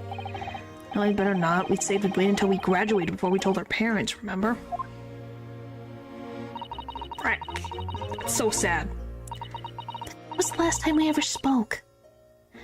That very night he fell victim to the gas. Frick, that's sad. If I'd known it was going to happen, I'd have insisted he left that horrible room that instant. But instead, all I've been left with is bitter regret. I stopped going to school, but something kept drawing me back to the house on Briar Road. I saw a stooped Eastern-looking man with a mustache coming out of the house one day when I was there. He walked up to the road, to Grubb's Grubbery for some food, so I followed him. Sat myself down next to him. He had some watery-looking soup and started to pick a quarrel with the publican. Publican? That place is cursed, I tell you, cursed! The ghost of that convict who used to live there is trying to suffocate me. I wake up in the middle of the night, freezing to death because the stove has gone out. The room is full of gas and I can hardly breathe. The pipes have been checked, no problem there. It's like I'm the problem. That's what they're thinking. But how could that be? Duncan was gone and now this man had almost suffered the same fate. Could it really be a curse? Then I remembered a rumor I'd heard about how the gas companies go around investigating the gas installments. Rumor? You mean... Yes, everybody heard the stories, it seems, about how they go around checking the pipes. How anything connected to the gas can be extinguished by blowing air into the pipework. That's when it started. A little flicker of doubt in the back of my mind that just wouldn't go away. Was it really an accident, though? Once I had had the idea, it wouldn't leave me alone. It plagued me day and night. So I bought this, at one of the black markets in the East End. A black market? I'd never been, I just heard people talk about them. And you really can buy anything you can think of there. In some ways, being able to get my hands on this so easily made me even more determined. I had to find out one way or another. Was Duncan's death really an incident? Or was it murder? And your chosen method for establishing the truth was simple, but highly effective. Smear poison on the gas pipe you suspected the man of tampering with, and wait. If Mr. Shamespeare was innocent, nothing would have come of what you've done. But if he was guilty, he would pay for his crimes dearly. I found out the name of the man I suspected, William Shamespeare, and then I wrote him this little note.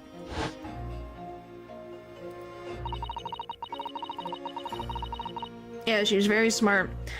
I have information regarding the death of Duncan Ross. Come to the Slug and Salad on Briar Road at 5 p.m. on the 17th. Don't tell anybody else about this letter or the meeting. It is a matter of the utmost importance.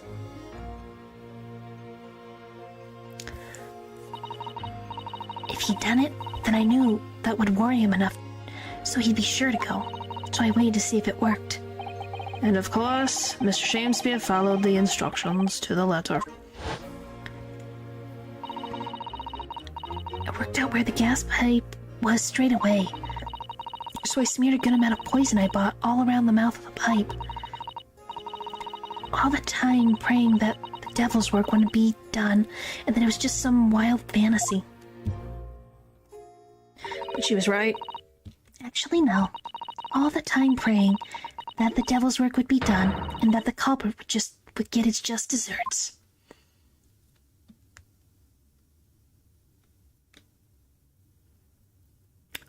Wow.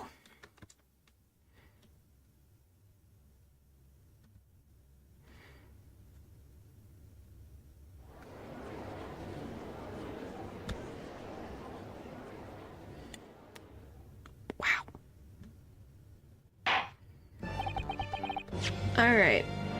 We'll end there. We'll end there. Because that's the end. I know that's gonna be the end. And I gotta go to bed. It's late for me. I'm glad we finished it. Tomorrow is Persona, so that'll be fun. Oh boy. But yeah, that's something. Alright, thank you guys for watching the stream, and I will see you guys next time. Bye!